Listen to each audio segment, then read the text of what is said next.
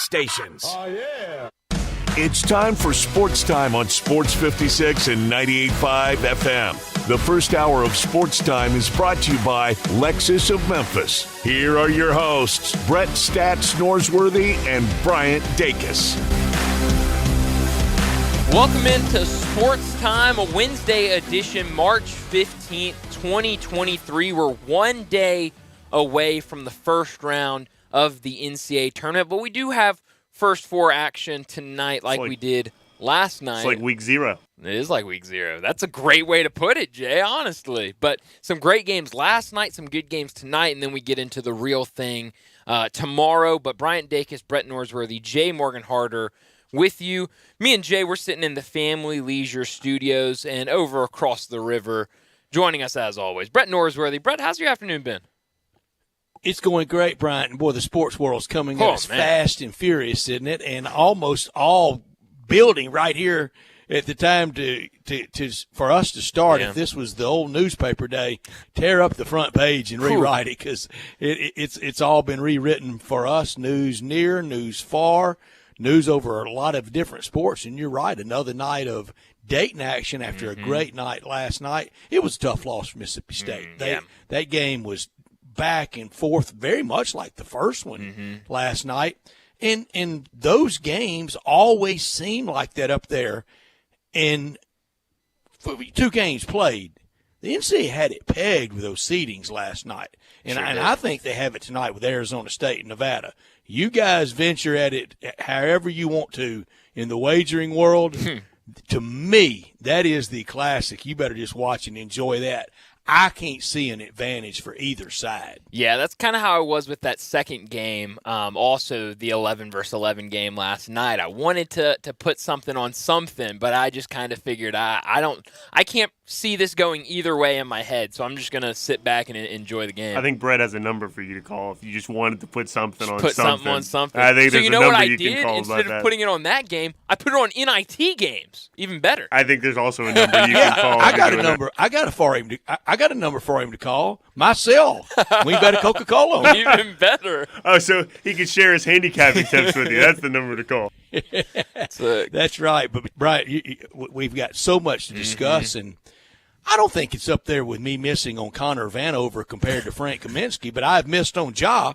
He's not going to be back Monday. Adrian Wojnarowski now reporting, even though he can return on Monday, it's going to be some working out and getting ready to be back. And the counseling sessions in Florida didn't appear to last very long, but I hope productive, I hope fruitful, and ready for him to come back. I say this, not trying to pick it at anyone, but I know so often in sports, and when it's the other guy or the other league or the other town, it's really easy to do.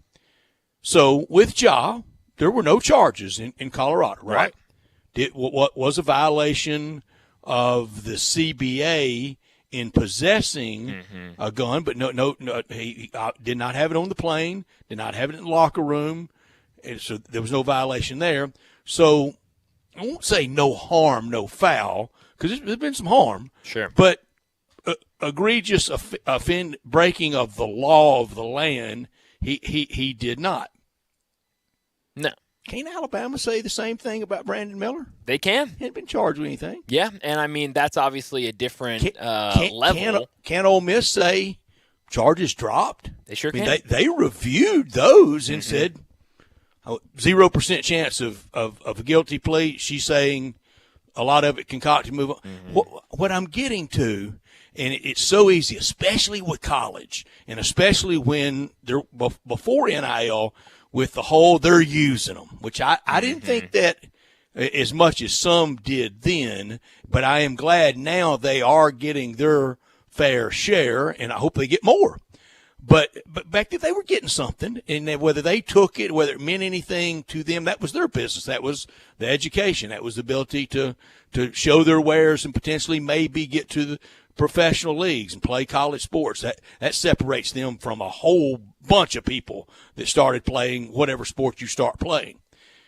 But in college, it always feels, the whole they're being used, they're chattel. The establishmentarians are using them. Well, everybody wants to make money. Alabama, everybody wants to win. Everybody wants to make money. Alabama wants to win, and they want to make money. Ole Miss wants to win. They want to make money. You know who else wants to make money? Adam Silver in the NBA. And you're going to make more, and you're going to have more people watching the Memphis Grizzlies in the NBA playoffs with Ja Morant out there than if you're not. Oh, absolutely. Than if he's not. Absolutely. And you're absolutely right with all of those examples. Obviously, different in each of their own way, but the same thing. I mean, if there's nothing against the law that you're broken, you can definitely kind of try to move on in some way. But I do think this was a tricky situation just with kind of a lack of information. I think that's why it took a couple of weeks for the NBA to do their investigation and make sure that they crossed all their T's, dotted all their I's, that Ja Morant didn't commit any crime or do anything against any of the more serious NBA rules, like bringing a gun on a team plane or into a locker room or anything like that. But all in all, I mean, they get done with it. He had a meeting with Adam Silver today, 8 games, and we talked to DeMichael Cole last week, and he said that everything he had heard, it would kind of play into time served with what the Grizzlies have already set out. So 8 games in total, but can be cleared to come back and join the team and be available for games against the Mavericks on the 20th. But like you said, more reporting later saying that he hasn't done any basketball activity at all since he's been at that Florida counseling site. And so needs to definitely get amped back up and kind of get conditioning under his or he could get legs. Seriously injured just trying to be thrown back out there. And let me be clear for anybody but listen at sports guys, sports washing, trying to explain things away. Look, of those 3 instances I just gave, I know the most serious one of the absolutely. 3. It's the loss of the young lady with a small child's life. I know that. And then I would think next would be just the accusation of spousal abuse, but a gun charge is very serious as well. Of course I know that, and I was just citing that as examples of all of us. It's a matter whose ox is being gored, and we know that in sports. Everybody wants to win. Everybody wants to make money. Yeah, you're absolutely right. I mean, those two are definitely more serious because one involves a life and the other involves physical interaction. But I do think, all things considered, I mean, this is good for the Grizzlies if Ja's in the right spot to be able to come back. You know, if you can get him back March 23rd or so, one of those games kind of later in that week, that'd be great to get at least one more piece back. You know, it's going to be a couple more weeks still for Steven Adams, but hopefully he can come back and kind of slide right back in after kind of getting some conditioning under his system, slide back in and be the Ja Morant that he was before this. Yeah, and we sure hope so, and we hope for the sake of Ja Morant and for the Memphis Grizzlies and for us sports people, us Grizzlies fans, what we do, what we're about, what we like. We hope this is the one that we look back over in 10 years, whatever at the end of Ja Morant's career, and he's on his way to Springfield to the Hall of Fame. We look back and this was a little bitty bump. Yeah, because we know of some players that recovered from big things and learned and adjusted from that and went on to very very very fruitful and really compelling careers. And I hope that's the case here. Selfishly as a Grizzly fan, but more importantly for him, sure. I don't like seeing anybody's dreams, lives wrecked by whatever it is. And I know there's a lot of pitfalls out there.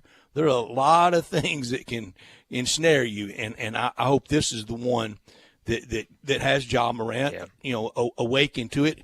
All the reporting that you see now at the Grizzlies front office, Grizzlies brass, Grizzlies team security, they've been on eggshells for a while, that this was almost a really good, enlightening, maybe this is the one that wakes everybody up. Yeah, and I hope so. Like you said, I mean, I think the most important thing is Ja Morant and him kind of getting back on that right path, because while none of this ended up with anything against the law, it certainly looked like he might be going down a wrong path. And so hopefully, like you said, this is just kind of something you look back at and say, well, that was, a rough couple of months. But other than that, he was great. But so we'll definitely get more into that, the Grizzlies talk and Ja Morant, probably around 5:30 or so.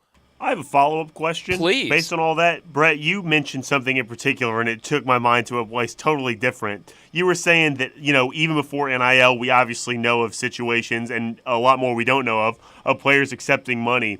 The one player that always comes to mind when we talk about that, guys accepting money before it was time, do you think Tim Tebow accepted money when he was at Florida? I don't know that it was cash on the barrelhead. I would be very reluctant to believe that. But, I mean, some golf here, or a hotel, a Boosters getaway place in Naples. I'm not saying he did any of these things. Right.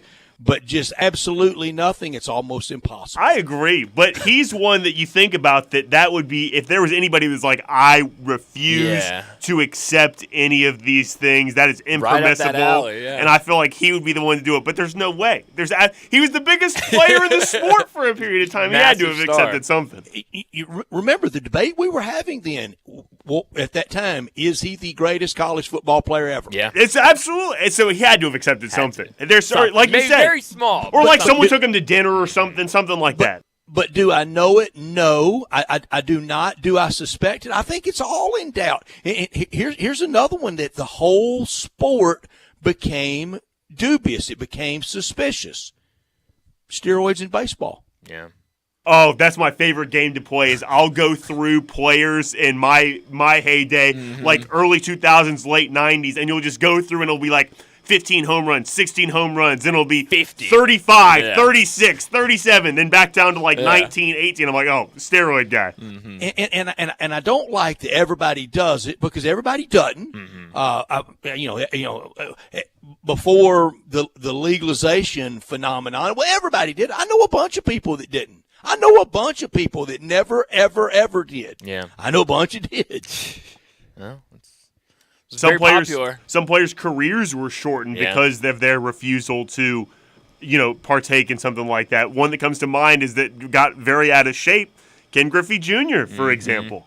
Yeah, it's interesting. I was talking about weed legalization. Oh, not the acceptance the of steroids. Everybody gets high. No, I know a bunch of people that did. Yeah, that's also a good point. But before we get to top and not-top story, did you see Aaron Rodgers on Pat McAfee today, Brett? Well, no, but I know everything that happened. And I have no.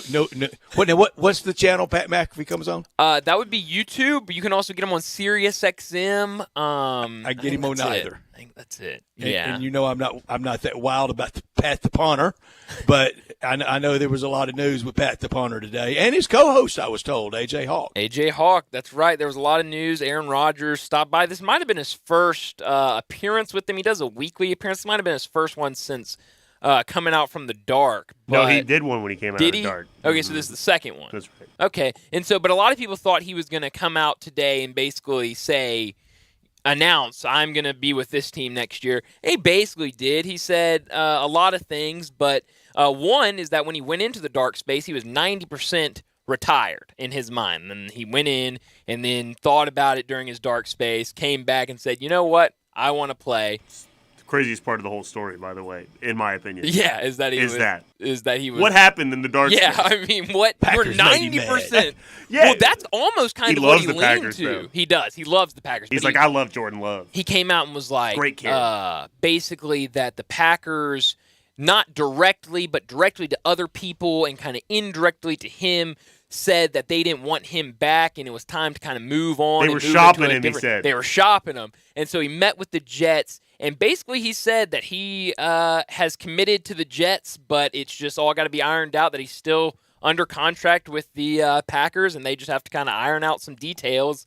But he plans on being a New York Jet, so I guess we all kind of assumed that's the way it would go. But and didn't you just know he would mold it, he would shape it to where, they offended me. I've got to move on. They love to do it. It's the coach's mentality. There are ADs that can tell a coach 1,000 yeses in a row, and on 1001 say, no, I got to get out of here. You're not about winning. It's not about recruit. I got to go. We're not all pulling together. I mean, they, just no is never in their lexicon. And he was looking to be offended. He found it. Now he's on his way out.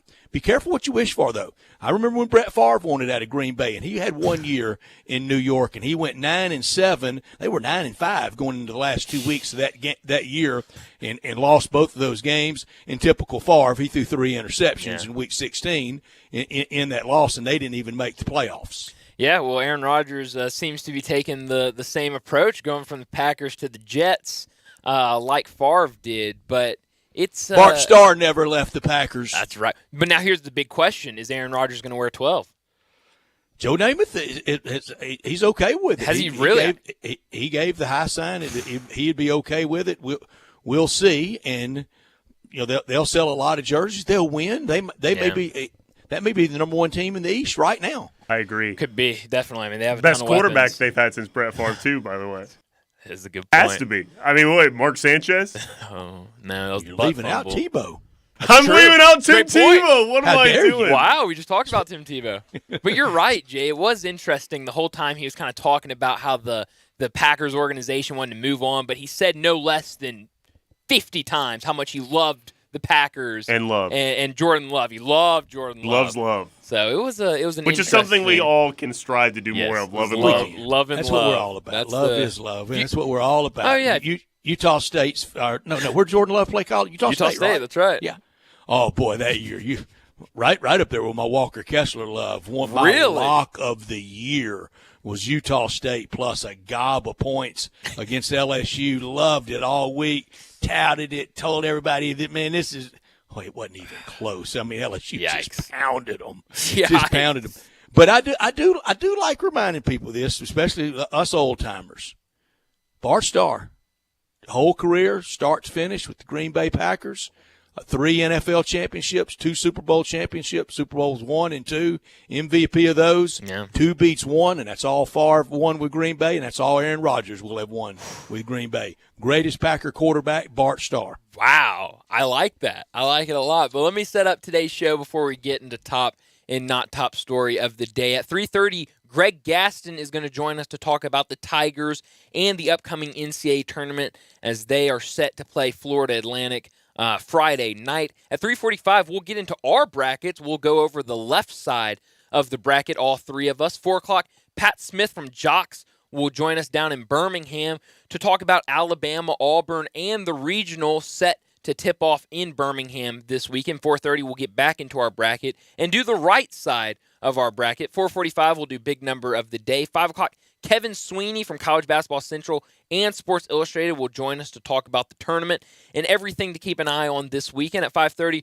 we'll do what's trending, and at 5:45, we'll wrap it up like we always do with Taco Bell Crunch Time. But I'm sitting in the Family Leisure Studios where family and fun come together. Preseason patio and pool sales are going on right now, so buy now and save big with the area's largest selection of patio furniture. Pool season, it is just around the corner, so buy now and get ahead of the summertime rush with the early bird pricing. Free layaway and special financing are available. Be ready to enjoy your backyard as soon as spring hits. And mention this ad to get half off delivery and installation. Family Leisure, 2120 Witten Road, just north of I-40.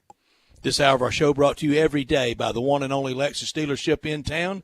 That is Lexus of Memphis at 2600 Ridgeway and online at lexusofmemphis.com. Call them at 901-334-9673. Great offers on all 2023 models and always special leasing options. Driving luxury and confidence knowing that every new Lexus comes with complimentary first and second maintenance services. Stop by today at Lexus of Memphis at 2600 Ridgeway and put yourself in the driver's seat of the all-new 2023 flagship LS500. You'll be looking and you'll be driving in style. When you purchase a Lexus, you get top-of-the-line engineering and design, and they make for the luxury driving experience. Online at lexusofmemphis.com. Experience amazing at Lexus of Memphis. Top story of the day. Well, my top story of the day is before All-Star break, we talked to Rob Fisher, and he said that the first 11 games back from All-Star break were the most important 11 games remaining in the schedule. It was a lot of tough opponents, but that 11-game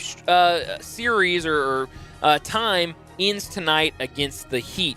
The Grizzlies, they've won 3 games in a row. The Heat are 3-2 in their last games in Miami. It will be a tough one for the Grizzlies. I think they're about a 4-5-point underdog going into tonight. But we'll see what they can do against this Miami team. Then also, this afternoon, it seemed like every 30 minutes we got a new update on what was going on with Ja Morant. The first one coming from Adrian Wojnarowski saying that Ja was meeting with Adam Silver in New York, or I guess had met with Adam Silver today in New York, and that they were just waiting for the announcements from the NBA and that it wouldn't be long. It was going to be expected soon, and just 30 minutes after that, we got the news that they were going to suspend him for 8 games. Then we got the news that it was going to be time counted and he was going to be able to return on the 20th. Then we learned that it will be a little bit longer just because he has to get amped back up and kind of back into the groove after having all this time off. But I think it's good news. I think the Grizzlies could definitely use him back. But like we said earlier, it's all about Ja and him getting better and kind of getting in that right state of mind coming back to take the court. But a big game tonight for the Grizzlies as they take on the Heat. You're right about Rob Fisher, the great Rob Fisher, and he gave us that note, and it played out. It was very, very important. Now, we had some curveballs thrown in there that we didn't see on that Monday we were visiting with Rob. I was texting with Rob today. He spent yesterday in Miami with the Grizzlies at the World Baseball Classic. Oh, lucky. How about that at Marlins Park? I'm jealous. I am too, and I said, how great's your ballpark? Because I've heard it was great. He said, it's good. He said, it kind of feels like you're at Mall of America, kind of at a big mall. Interesting. But he said, good. And it's built on the old site of the Orange Bowl Stadium. Right. And I asked him if they had any mementos, placards up denoting the site. He said, oh, yeah, and the old Orange Bowl Stadium was a lovable dump. Yeah. But that's all it was. What was a dump? But you're right on the top story. It is the Ja news. It's the biggest star we've ever had with the Memphis Grizzlies, arguably the biggest basketball star ever in this city. And the team was rolling along. Had a tough patch or two right after the new calendar year, but we didn't think we'd be in this position with Ja. Now he's on the way back, we hope, hale and hearty, mind, body, and soul, and we really do hope that for him. We also want to see him on that court of play, because that's what we know him mostly as, and that's what he is known mostly as. Move past this chapter. He can, and I think he will. And now, boy, about one more Grizzlies win and a Nuggets loss, it's going to get interesting again, dicey. Isn't it? We kind of rode off that one, didn't we? Yeah. Do we still? I kind of do. I kind of do too. I mean, it's going to have to be a big swing for me to start believing again. Give me another Denver loss, and I'm gonna get interested again. Yeah. Not top story of the day. Well, my not top story of the day is we had 2 really good NCAA tournament games last night. Texas A&M Corpus Christi beat SEMO 75-71. Needed a couple free throws late to cover the spread, and then Pittsburgh beat Mississippi State 60-59 after a missed three-pointer, a wide-open three-pointer from Mississippi State. And, Brett, we talked about the three-point shooting yesterday, and we said they got to make 5 or 6 to be in that game, and they made 6. That would have been the 7th. But they made them all in the first half. They did, and then just went completely cold in the second. And, I mean, DJ Jeffries had a rebound, a tough putback, but still was in the play, missed that. And Mississippi State's season ended, but it was 2 fun games to kind of get you amped up for the tournament. I think we'll have 2 good games tonight, Fairleigh Dickinson, Texas Southern, then Nevada and Arizona State. But I'm ready for tomorrow. Tomorrow's really when we get into the real action. I can't wait, really. I'm ready for the all-day action, too. It was right there with State. It felt like State and Pitt could play 100 times. That game was so fun. And especially played at a neutral, and that was very neutral. Yeah. I mean, that was the Hague of neutrality last night for that game. It was a great game. It was a tough loss for State. That's my top. That's my not top story as well. It was just one game for the 8 teams from the SEC, and I know it was just in Dayton. But State's loss highlights what I fear. And I broached this subject yesterday with Brent Beard, and I'll do it again today with Pat Smith from Jocks in a little less than an hour now, rather. I'm afraid the SEC's becoming kind of Big Ten-ified, if that's a word. It's not, but I was trying to make it one. Yeah. You get a bunch of teams in, but is it really very many go for it? it feels like it's one go-for-it team, and that's Bama. If they got knocked out, it doesn't feel like anybody else could even get to the Final Four, and that's what the Big Ten's gotten good at. You get a lot of bids, you have a lot of teams represented, but you don't make any noise. What was the last Final Four team for the SEC? Would have been Auburn in 2019, right? Yeah. South Carolina in, 17 or 18? 17, I think. 17, I think. Oh, if y'all thought I had love for Walker Kessler, I cheated on Sindarius Thornwell in falling in love with Walker Kessler. Really? Yes. Oh, man. I love their good player. Just thought he would play forever in the NBA, and I don't even, is he on a roster? I don't think so. No, I don't either. I can't even think of a roster he would be on. But you say that it seems like the SEC is in kind of Big Ten territory from last year. I know we're going to get into the brackets, but outside of Alabama, how far do you have an SEC team going? Not to the 16. Wow. Okay. Is that right? That is right.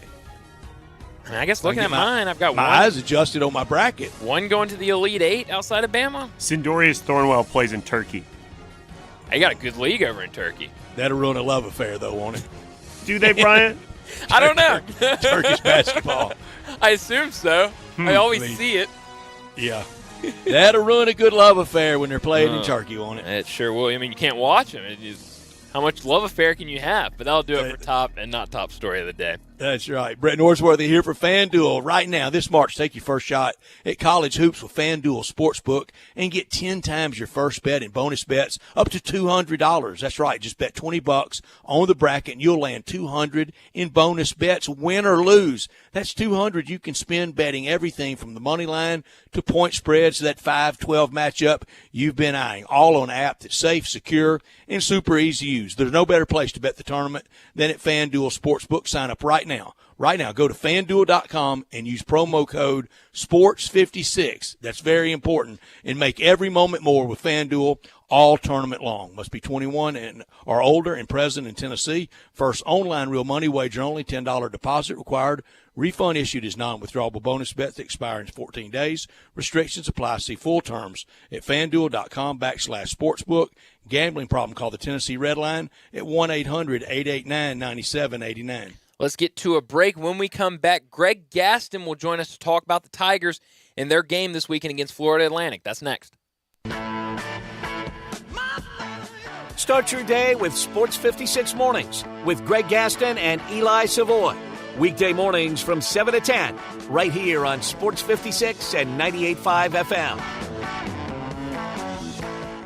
Chris Price, it's so good to see you. And you have a new business? Yes. Metro Builders. Have you noticed water stains on your ceiling? With storm season here, take a walk around your home or business and look up. Make sure there are no water stains signaling a leak prior to the heavy storms coming in. If you do see signs of water, call me. My team and I will come out, diagnose the problem, and prescribe a fix. Our team of Hague-certified inspectors are waiting to assist with any inspection or repairs you may need. We have 3 crews dedicated to repairing roofs in the Mid-South. As certified Owens Corning and Mule High dealers, we offer 20-year, no-dollar limit labor and material warranties that offer hassle-free ownership. That's our hassle-free ownership guarantee. Allow Metro Builders team of professionals to assist you in maintaining your property's integrity and value. Metro Builders, your local commercial roof experts. Ask about our commercial roof maintenance agreements. Protect your investment with Metro Builders. Call me, 901-375-1717. That's 901-375-1717. 375-1717. March is one of my favorite months of the year following the tournament, but it's also a reminder that warmer weather is coming. Make sure your backyard's ready. The Michael Phelps Swim Spa by Master Spas is a fave. My family loves it, and they love Master Spas hot tubs.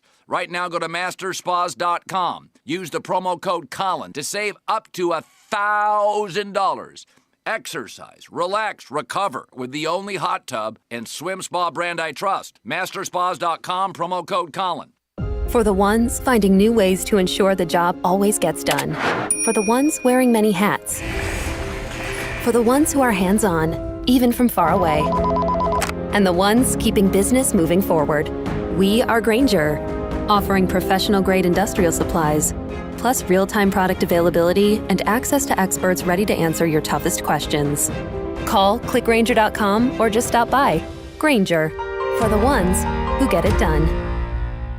Calling all the Mid-South. Bobby J is waiting for your call today to drive off in your new Kia from Gossett Kia on the Pike. 2023 Kia Soul LX $333 a month, $27.99 due at signing. Or 2023 Kia K5 LXS $362 a month, $31.99 due at signing. And 2023 Kia Sportage LX all-wheel drive $381 a month, $34.99 due at signing, all 36-month lease. And if you can't find what you're looking for, let Bobby J order a new ride for you today. Plus, Kia's best-in-class warranty, 10-year, 100,000-mile powertrain limited warranty. Ask for Bobby J. He'll put you in a new Kia today. Gossett Kia, 1900 Covington Pike. Online, KiaCovingtonPike.com. If you want it, we got it at Gossett Motor Cars. All 650 acquisition fee, 30,000 miles, 20 cents excess mileage. Sold P7866 988, MSRP 22,945. K5 PG 200 400, MSRP 26,455. Sportage PG 107,225, MSRP 29,790. Includes all rebates and incentives. Must finance through Hyundai. Excludes tax title and license with approved credit. See dealer for complete details. Offer valid through 3/31/2023. Dealer stock only. Warranty is a limited powertrain warranty. See Kia.com or retailer for details. Golfers, tee it up at Edwin Watts Golf Shops and go farther and faster with the new G430 woods and irons from Ping. The Ping G430 woods introduce the next generation of speed with new face technology for longer and more accurate shots. The new Ping G430 irons are designed with Pure Flex technology for faster ball speed and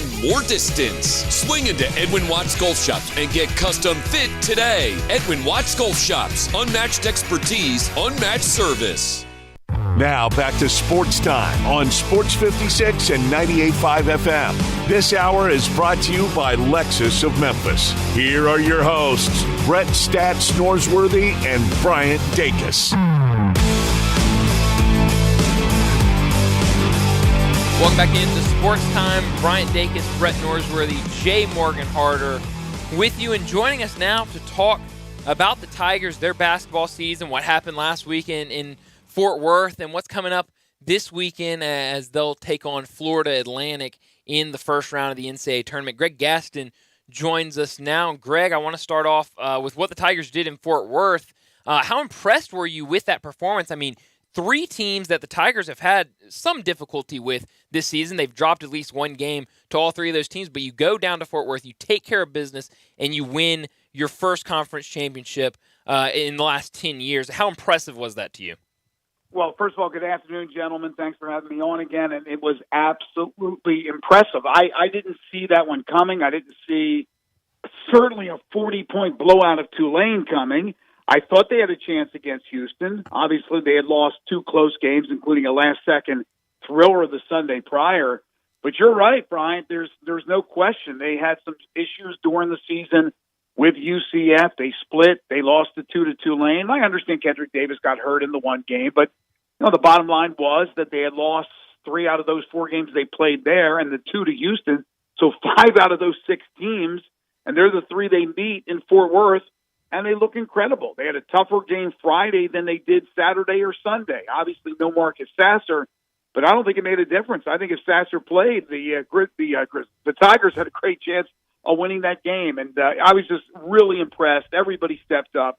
Davis and Williams, that tandem, which has been tremendous all season long, certainly starred on the big stage. So absolutely impressed with what the Tigers did.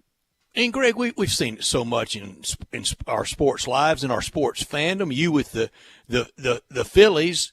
Look, in 1980, you knew Pete Rose and Steve Carlton and Boone and Trio and that bunch were going to be right there at the end, and they were, and they won it all. Last year, though, was unexpected for you.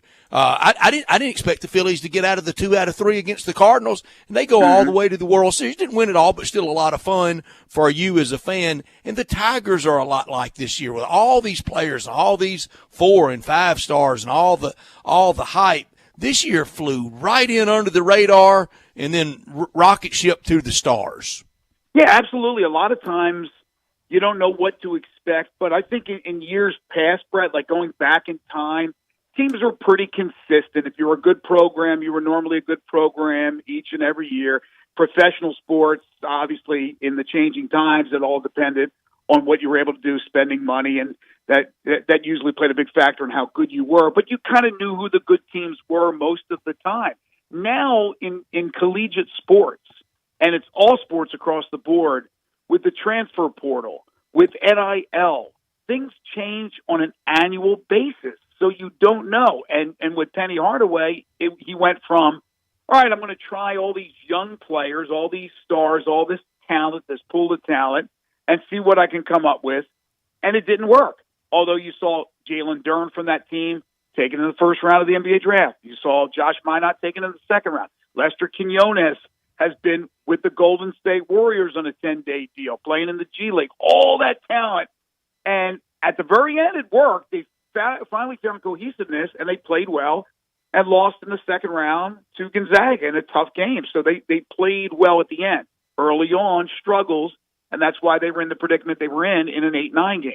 This year, he goes out there and he makes a complete overhaul. He goes out and gets veteran players who knew their role coming in. As he explained it to them, we got 2 stars in Davis and in Williams, and those were the guys that you were going to surround yourself with.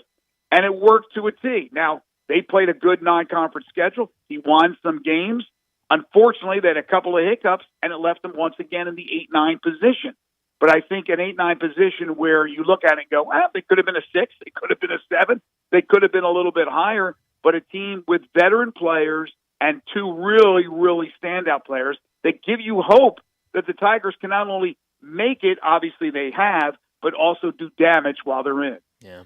Well, and I was reading earlier today, Jason Munns wrote a story, a really good story on the Commercial Appeal today about Alex Lomax and kind of his injuries this season, especially this groin injury that he's been battling over the last couple months. And he talked about how going into it, a lot of people thought that this could be a 5-month recovery time, a really long time, but he was able to come back in about 2 months. But with a guy like Ayla, I mean, throughout his career has kind of taken a lot of criticism.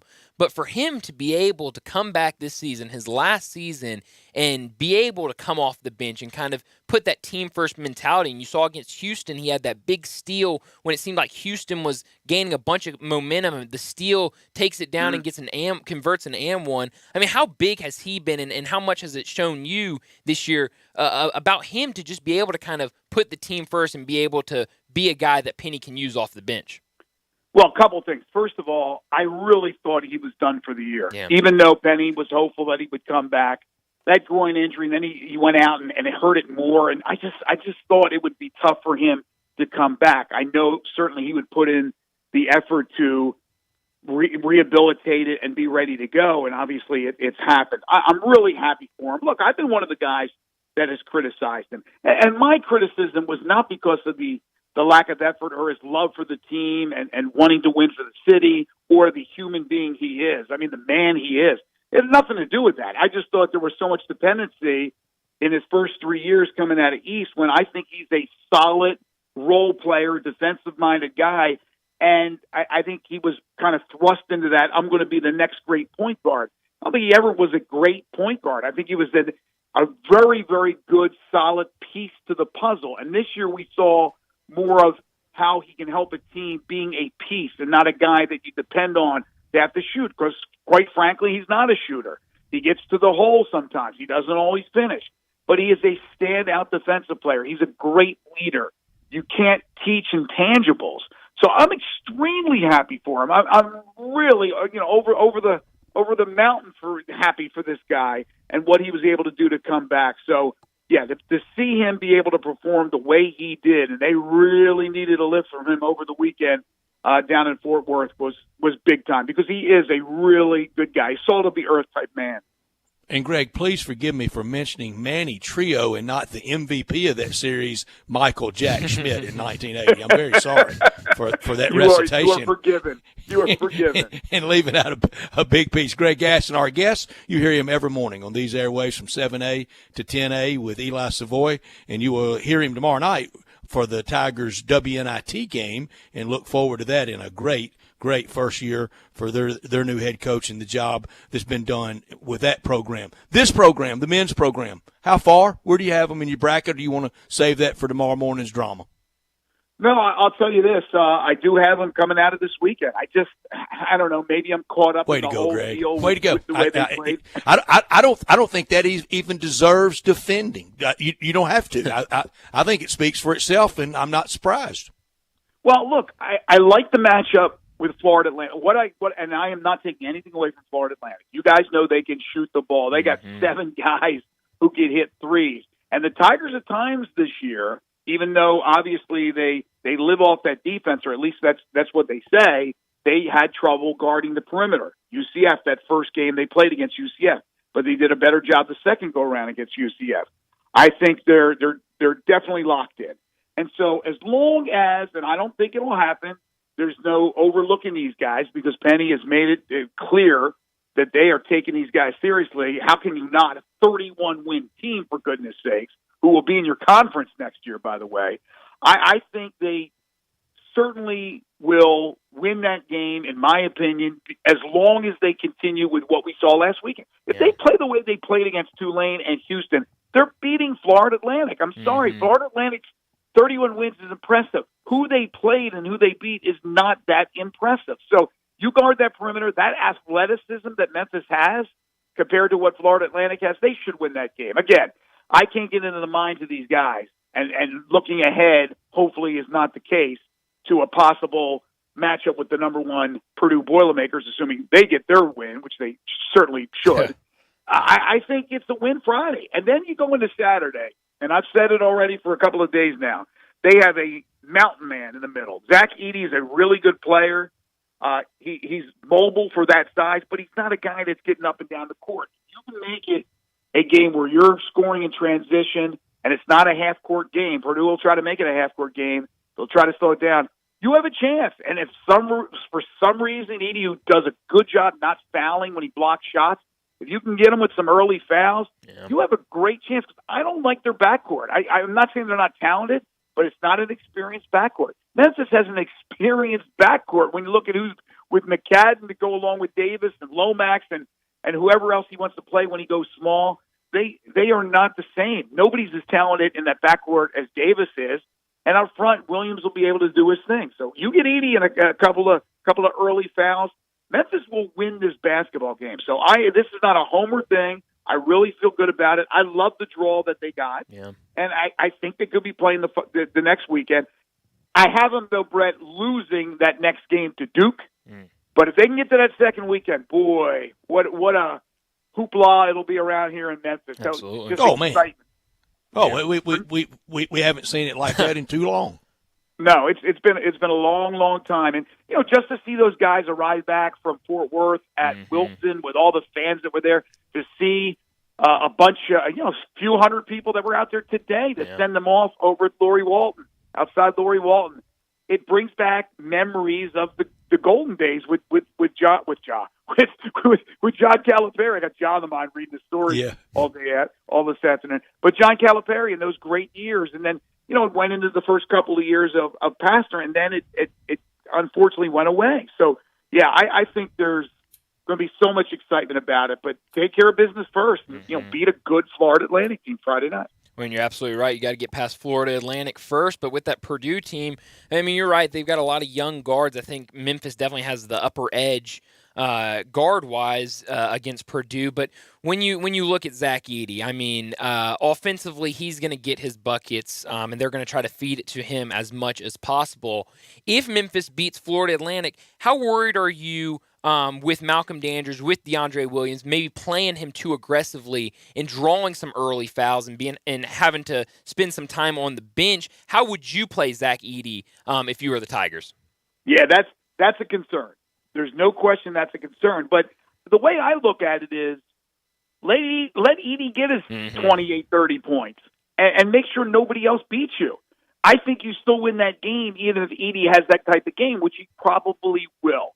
You start off, you got to go Malco, and then I would definitely play KO because KO's got 5 fouls that he can get. Use them. Maybe he blocks a few shots. Maybe and probably will, and maybe he frustrates Edey a little bit. The only thing you could do is throw bodies at him and hope that you don't do anything foolish, make stupid fouls.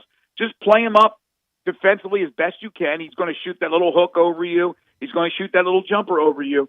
Don't let anybody else beat you. Do play your game. They want to go into a half-court offense, which they will with Edey. That's fine. But then once you get that ball, push it. Push it down the court. Go right to the rim.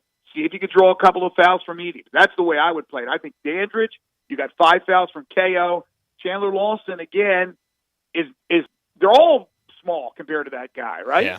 I mean, Elijah Wan's small to that compared to that guy. He's 7'4", for goodness sake. So just don't do anything crazy. You're not going to stop the guy. You just got to try to frustrate the guy. Yeah, it's going to be fun this weekend, though. I think 2 winnable games for the Tigers and 2 games that should be really, really fun to watch. But, Greg, thanks for joining us. Have fun with the women's Tiger game tomorrow night. I know a lot of Tigers fans and definitely will be watching that one. But thanks for joining us. Thanks, guys. Enjoy the tournament. Thanks, Greg. Thank you, Greg. Thank you so much. Greg Gaston with us every week talking Tiger sports, and we appreciate that so very much. And tomorrow night, that's a big WNIT game. I hope it's a big crowd, Brian. Yeah. Do you expect they drew pretty well down the stretch of the year, didn't they? They did, and they're doing a lot of things to get students involved. I know they're getting a lot of the fraternities involved, so I think it will be a good turnout. I mean, I think that's how you do it. That's how you do it. But when you get that postseason and you get the fans involved, especially the students, I think it should be a really good turnout tomorrow night. Greg Gaston from the Tigers Sideline, brought to you every week to join us by the law offices of Stephen Leffler, Neil's Bar and Grill, Mount Moriah Auto Sales, and Chet Whitsett, your Cry-Like Realtor. And we appreciate them talking Tigers with Greg year-round, and we will continue that. And if he's right next week, we can't imagine these airwaves at a Sweet 16 in Madison Square Garden that involves Duke and could possibly involve you-know-who. I know this, when you're getting ready for the basketball tournament, all the game watching, all the fun, all the parties, be prepared, and Jason's Deli will let you do that. Whether it's dine-in, to-go, delivery, TV's going to be on all day and all night tomorrow in all the locations, on the NCAA tournament games, and, of course, on the area teams of local interest for the area and for the Tigers, for sure, at all these great locations over at Park Place on Ridgeway Road, Poplar and Highland, Olive Branch, and Cordova. Poplar and Highland right there near the U of M campus. You can always check them out online at jasonsdeli.com. And for those catering needs, don't forget this. Don't forget the Grand Potato Bar package for our catering. They have the full setup. It's all baked potatoes, the plain Jane potato bar, side salad, Caesar salad, assorted dessert tray. And these toppings at the potato bar, Texas chopped beef brisket or broccoli cheese soup. How about that? The chili, all that so good and good for you at Jason's Deli. And Bryant said he was there the other night, and you had mention of Rob Fisher, his favorite, the Beef Eater. Rob always liked that. Healthy, first franchise in the nation to be trans fat free. Jason's Deli, all about choice, plenty of organic food to choose from. All the salads, all the meats, all the breads, the cheeses, spreads. All of it so good. And I mentioned the chili, whether it's the cup or a bowl, the fire roasted tortilla or the Texas style chili. That's beanless, spicy seafood gumbo, tomato basil. You can get all those any time of the year, especially on these cooler nights like we're having. And in all these locations, like Ridgeway Road, Poplar and Highland, Olive Branch, and Cordova, the complimentary free ice cream. Catering anytime, anywhere. No order too large, 5 or 5,000. Check them out online at jasonsdeli.com. We need to get to a break. When we come back, we'll get into our brackets, talk about the left side first. We'll do that next on Sports Time. Be sure to follow us at Sports56 WHBQ on Twitter, Facebook, Instagram, and YouTube to watch live video of our shows, stay up to date with station events, and have chances to win prizes. Don't miss out on anything that's going on. Follow us at Sports56 WHBQ. Moving is stressful, but Black Tie Moving can take the worry out of the process. Whether you're moving across town or across country, moving your home or your office, your personal moving concierge from Black Tie Moving will work with you to design a plan that perfectly fits your budget and needs. And they're available 24/7 to answer any questions you have. Give Black Tie Moving a call at 901-316-6196 or go to blacktiemoving.com/Memphis to get your personal, no-obligation quote from the moving experts at Black Tie Moving. It's time to think about your tax refund. And Jackson Hewitt wants you to think biggest. As in, we guarantee you'll get your biggest refund or your money back plus $100. Who offers that? Come to think of it, nobody. It's one of the biggest guarantees out there and why you can't just file with anybody. For your guaranteed biggest refund, go to Jackson Hewitt today. Your wallet will thank you. When every dollar matters, it matters who does your taxes. Everyone's getting excited about March. Crazy. Don't you mean madness? No, crazy. You know the Crazy Coupe. The Crazy what? The Crazy Coupe. $71.99 Highway 64 between Appling and Kirby Whitten. Not only do they have the best chicken wings in Memphis, they got 27 crazy flavors to choose from. You can even buy their crazy sauce and seasoning. That sounds delicious, but what's crazy about the Crazy Coupe? Their prices. Right now, you can get 3 whole wings or 6 party wings, regular fry and drink for $9.99. Now that's a crazy good price. I think the wings are so good at the Crazy Coupe, they'll change the games in March to March Crazy. That's crazy enough. It just may work. The Crazy Coupe, $71.99 Highway 64 between Appling and Kirby Whitten. Family owned and operated, and coming soon, a second location opening up on Ridgeway just off Poplar. The Crazy Coupe, with 27 crazy flavors to choose from, you'd be crazy not to visit the Coupe. From local town councils to Capitol Hill, agents who are realtors are standing up for what's right. We're here protecting property rights. Here advocating for the issues that affect our neighborhoods. Here championing fair and equitable housing for all. Because we are realtors, bound by a code of ethics, driven to serve our communities. We're here for it all. Here for you. Realtors are members of the National Association of Realtors. That's who we are. Looking for a great home-cooked late lunch with meat and veggies? Make sure to stop into 10th Inning Sports Bar and Grill Monday through Friday, 11 a.m. to 2 p.m. for baked and fried chicken, hamburger steaks, chicken dumplings, catfish, and more with yummy vegetables. Plus a great brunch on the weekends from 10 a.m. to 2 p.m. 10th Inning Grill has plenty of TVs for all your favorite sports. Visit them on Facebook to see the daily specials. 10th Inning Sports Bar and Grill, voted best sports bar in DeSoto County, Gidwell Road, South Haven. Now back to Sports Time on Sports 56 and 98.5 FM. This hour is brought to you by Lexus of Memphis. Here are your hosts, Brett Stats Norsworthy and Bryant Dacus. Welcome back into Sports Time, and we're going to go over our bracket. We're going to do the left side first. We don't have a lot of time in this segment, so we got to go fast, but we'll have some more time later where we do the right side. We can revisit some of these games. But, Brett, how do we want to do it? Do we want to do it by region, and then one region, and then the second one? How do we want to do it? Fire away, Bryant. You start in the south. We'll go all the way through that. Then Jay Morgan, then me. Then we'll get down to the east where the drama is, with the Tigers, and then we'll be close to break time. Fire away. Perfect. I've got Alabama winning their first game, West Virginia beating Maryland, San Diego State beating Charleston, Furman beating Virginia, Creighton beating NC State, Baylor beating UC Santa Barbara, Missouri beating Utah State, and Arizona beating Princeton. As we move inside, Alabama beating West Virginia, San Diego State beating Furman, Creighton beating Baylor, Arizona beating Mizzou, and then Bama beating San Diego State, and Arizona beating Creighton. I have Alabama coming out of the South region. Wow, Final Four team Alabama. I have Alabama also winning the first round. I think Maryland wins their first round game against West Virginia. I'm with you. I'm with you, Jay Morgan. I think Charleston beats San Diego State, and I also think Furman beats Virginia. So 2 dogs in that one. I really like Furman. NC State I have over Creighton in their game. I think UC Santa Barbara also beats a struggling Baylor team as of late. I think Utah State, a lot of dogs in this bracket, takes down Missouri, and I think Arizona beats Princeton. Going to the second round, I have Alabama to beat Maryland. I think Charleston beats Furman. UC Santa Barbara beats NC State, goes to the Sweet 16. Arizona takes down Utah State. In the Sweet 16, I think Charleston knocks off Alabama, goes to the Elite 8. I think Arizona knocks off UC Santa Barbara. And I have Arizona as a Cinderella ends there. Arizona beats Charleston to go to the Final Four. Wow. Real quick, true or false, College of Charleston, they have played an NCAA tournament game in Memphis. True or false? True. Very true. Very, very true. I think it was in 97 against Arizona, I think. But they have – I know I saw them at the Pyramid in NCAA tournament game. I start with Bama, and I'm with you, Jay Morgan. Maryland beats West Virginia. Then San Diego State over Charleston, then College of Charleston. Virginia over Furman, Creighton over NC State, Baylor over UC Santa Barbara, Utah State with the upset over Mizzou, and Arizona defeating Princeton. Bama wins over Maryland. Virginia wins over San Diego State. Then I got Baylor advancing past Creighton, and Arizona over Utah State. Bama over Virginia, Arizona over Baylor. Roll Tide, Alabama goes to its first Final Four ever. All right, so going down to the East, I have Purdue winning their first game. I've got Memphis over Florida Atlantic, coin toss game.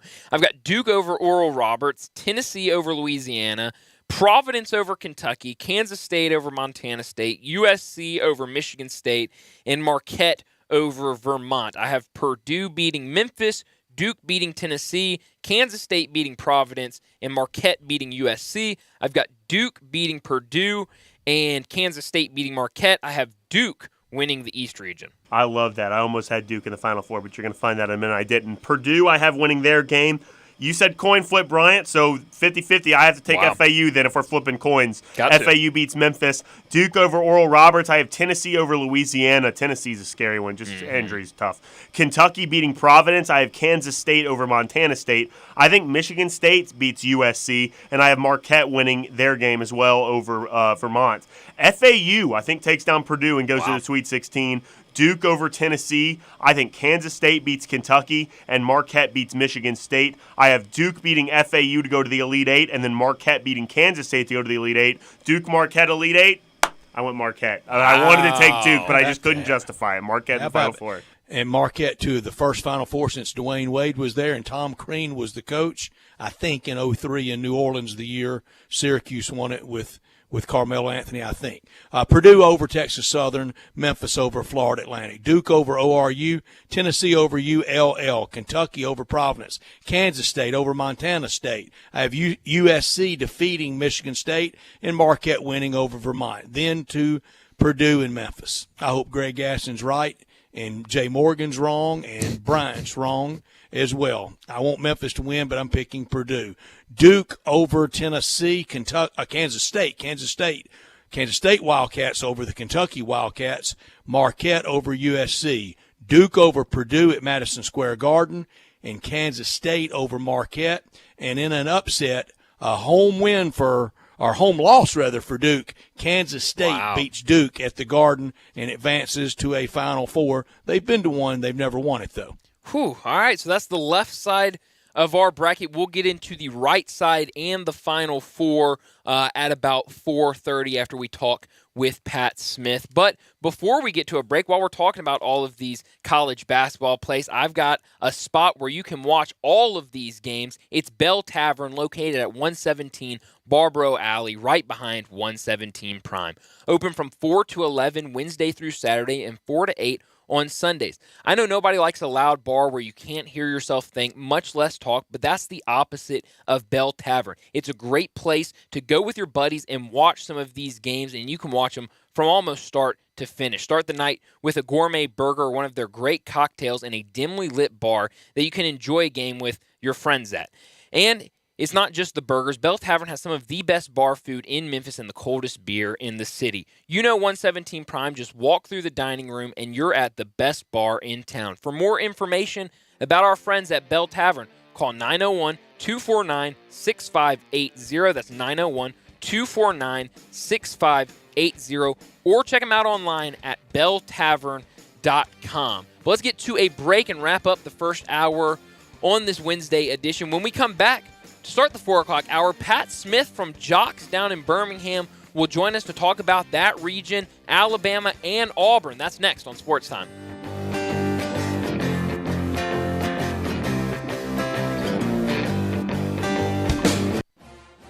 Tiger fans, join us at the El Marone Fieldhouse when the Memphis women's basketball team takes on Jackson State this Thursday, March 16th at 7 o'clock in the first round of the WNIT. Come cheer on the Tigers Thursday at 7 against Jackson State as they start their postseason run. Get your tickets now at GoTigersGo.com and Go Tigers Go. All 650 acquisition fee, 30,000 miles, 20 cents excess mileage. Sold P7866,988, MSRP 22,945. K5 PG 200, MSRP 26,455. Sportage PG 107,225, MSRP 29,790. Includes all rebates and incentives. Must finance 200. Excludes tax title and license with approved credit. See dealer for complete details. Offer valid through 3/31/2023. Dealer stock only. Warranty is a limited powertrain warranty. See Kia.com or retailer for details. Hey, Jeff Allen, you ready to give Memphis your best deals at Gossett Kia South Mount Moriah? That's what I always do, Randy. How about a 2023 Kia Soul LX, only $333 a month and $27.99 due at signing. Looking for luxury? 2023 Kia K5 LXS, $362 a month or $31.99 due at signing. both 36-month lease. Or how about the 2023 Kia Sportage LX all-wheel drive? We got it at $381 per month, 36-month lease, and $34.99 due at signing. And don't forget Kia's 10-year, 100,000-mile powertrain limited warranty. And Jeff, what if I don't see exactly what I want? I'll order it for you, Randy, so whether you live in Horn Lake, South Haven, Olive Branch, or Memphis, you'll be happy at Gossett Kia on Mount Moriah. Online, KiaMountMoriah.com. A good work partner knows what you need before you need it. That's how it feels when you work with Cintas. Your dedicated Cintas service reps get to know your business and have the industry knowledge that can help you prepare for what's ahead. They'll deliver your team's workwear freshly laundered. Make sure your first aid and safety supplies, mats, mops, and towels are stocked when you need them. And your fire extinguishers are inspected and in working order. Visit Cintas.com. Oh, I'm ready! And get ready for the workday. Brian Elder's Roofing Solutions. Brian Elder Roofing, 867-0303. You've known the name for 30 years. You might even remember him from nearly 20 years on Kix 106 as half of the Young and Elder Show. Now, 13 years later, Brian Elder is the largest purchaser of Owens Corning shingles in Memphis. Call him right now, 867-0303. Certified and trained by Owens Corning to earn a reputation for quality and expertise matched by no one. Don't let them tell you it has to be replaced when all it needs is a repair. Call right now, 867-0303. He'll climb every inch of your roof. He'll go into your attic and run a moisture and ventilation test using state-of-the-art equipment to make certain you're protected from mold and other contaminants. You may be causing respiratory problems for your family and not even know it. We're waiting for your call, 867-0303 or BrianElderRoofing.com. Call 867-0303. Brian Elder's Roofing Solutions. I know you're thinking about pools and patios right now. Don't deny it. They're on your mind. So it's a good thing that Family Leisure is having their preseason patio and pool sale. It's like they're mind readers. You can buy now and save big with the area's largest selection of patio furniture. You want free layaway? Done. You want special financing? Done. You want to be ready to enjoy your backyard just as soon as spring hits? Family Leisure has you covered. Patio and pool season's not that far away. So now's the time to take advantage of this fantastic early bird pricing special. Now here comes the really special part. If you mention this commercial, you get half off delivery and installation. I'll let that sink in for a second. You heard me right, my friends. You mentioned this very commercial, and Family Leisure will give you half off delivery and installation. The preseason patio and pool sale is happening now at Family Leisure, Whitten Road at I-40, where family and fun come together. We are Sports 56, WHBQ Memphis, and W253DF Memphis. Flynn Broadcasting Stations. Now back to Sports Time on Sports 56 and 98.5 FM. Here once again are Brett Norsworthy and Bryant Dacus. Welcome back into Sports Time. Bryant Dacus, Brett Norsworthy, Jay Morgan Harder with you, and joining us now to talk about the tournament coming up. Pat Smith from Jocks down in Birmingham joins us now. Pat, thanks for joining us. I know it's an exciting weekend down in Birmingham, and that's where I want to start. I mean, what is the buzz around town with the getting a regional down there with Alabama right in your backyard to open up the tournament? I mean, what is it like down there in Birmingham right now? Well, I will tell you this, and Brett would remember these days back in the old days when Legion Field was split right down the middle, and it was Alabama-Auburn for the Iron Bowl. Yeah. That's the kind of level of excitement we've got this week. I mean, it's unbelievable. Just about 2 weeks ago, we didn't even know that Auburn was going to make the tournament until they beat Tennessee down at Neville Arena. And then, for about a month or so, we always saw the projections, the bracketology that said that Alabama was going to be playing in Birmingham. Yeah. They were going to be a number one seed. So Alabama fans started buying up all the tickets to all the sessions. And then all of a sudden, Auburn gets Birmingham. And it just kind of blows everybody's mind. And it's just crazy. UAB played in the NIT last night against Southern Mississippi at Bartow Arena. Bob Huggins was there. Wimp Sanderson was there. All the bunch of the NCAA guys that were in town, they were there watching the NIT game. So it's really cool this time of the year to be able to say that you got postseason basketball in Birmingham. That is cool, and just one of the great college football towns, the football capital of the South. It is, and with what y'all do at Jocks, Pat, I mean, nobody captures the the everyday feel of college football like y'all do at that great station, to have this excitement for basketball. And Bob Huggins does love him some Andy Kennedy, doesn't he?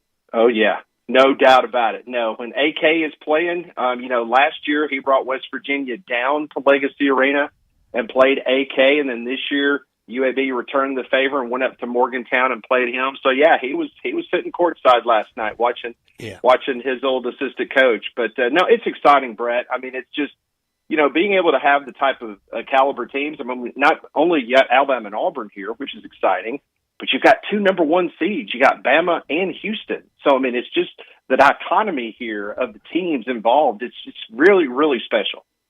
It is really good stuff. And Pat, you said like an Iron Bowl. That's a lofty statement, because I think, Pat, if I had the list of all the things that I've had the real luxury, the real pleasure, real honor of doing in sports, I think being at the last Iron Bowl at Legion Field would be way, way, way up there. So with that feeling around it, do you think Alabama and Auburn fans will play nice?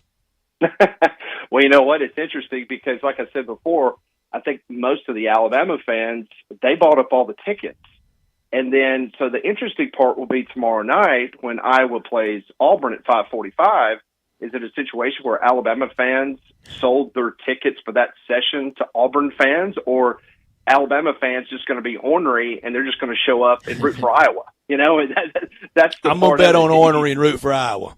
You're probably right. I mean, if you see a bunch of Fran McCaffrey T-shirts and a bunch of yellow T-shirts from the stands, I think that might be more Alabama fans. So yeah, it's just really cool, Brett. I mean, listen, Memphis has got a great history of basketball, Mid-South Coliseum, and obviously the Pyramid, and now FedEx Forum.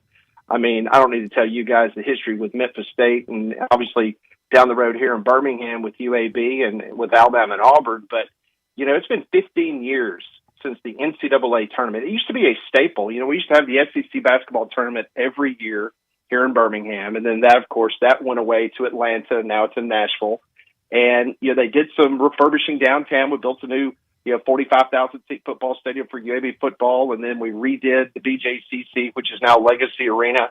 And so we were able to get the first couple rounds of the NCAA tournament this year. Next year, we've got the women's tournament coming here to Birmingham. So a lot of things are happening here. And so it's just really good to see that, 15 years ago, we didn't know if we'd ever get it back, Brett, but it appears that we've got it back for a few years to come. Absolutely. I want to ask about Alabama real quick, because they've looked really good, especially in the SEC tournament. I saw a headline a couple minutes ago, probably at an hour ago, that there is armed security having to walk with Brandon Miller as they go to practice today because of threats aimed his direction going into the games this weekend. But with that Alabama team, it really seems like they're playing really good basketball right now. Do you think they're playing the best basketball they've played this season?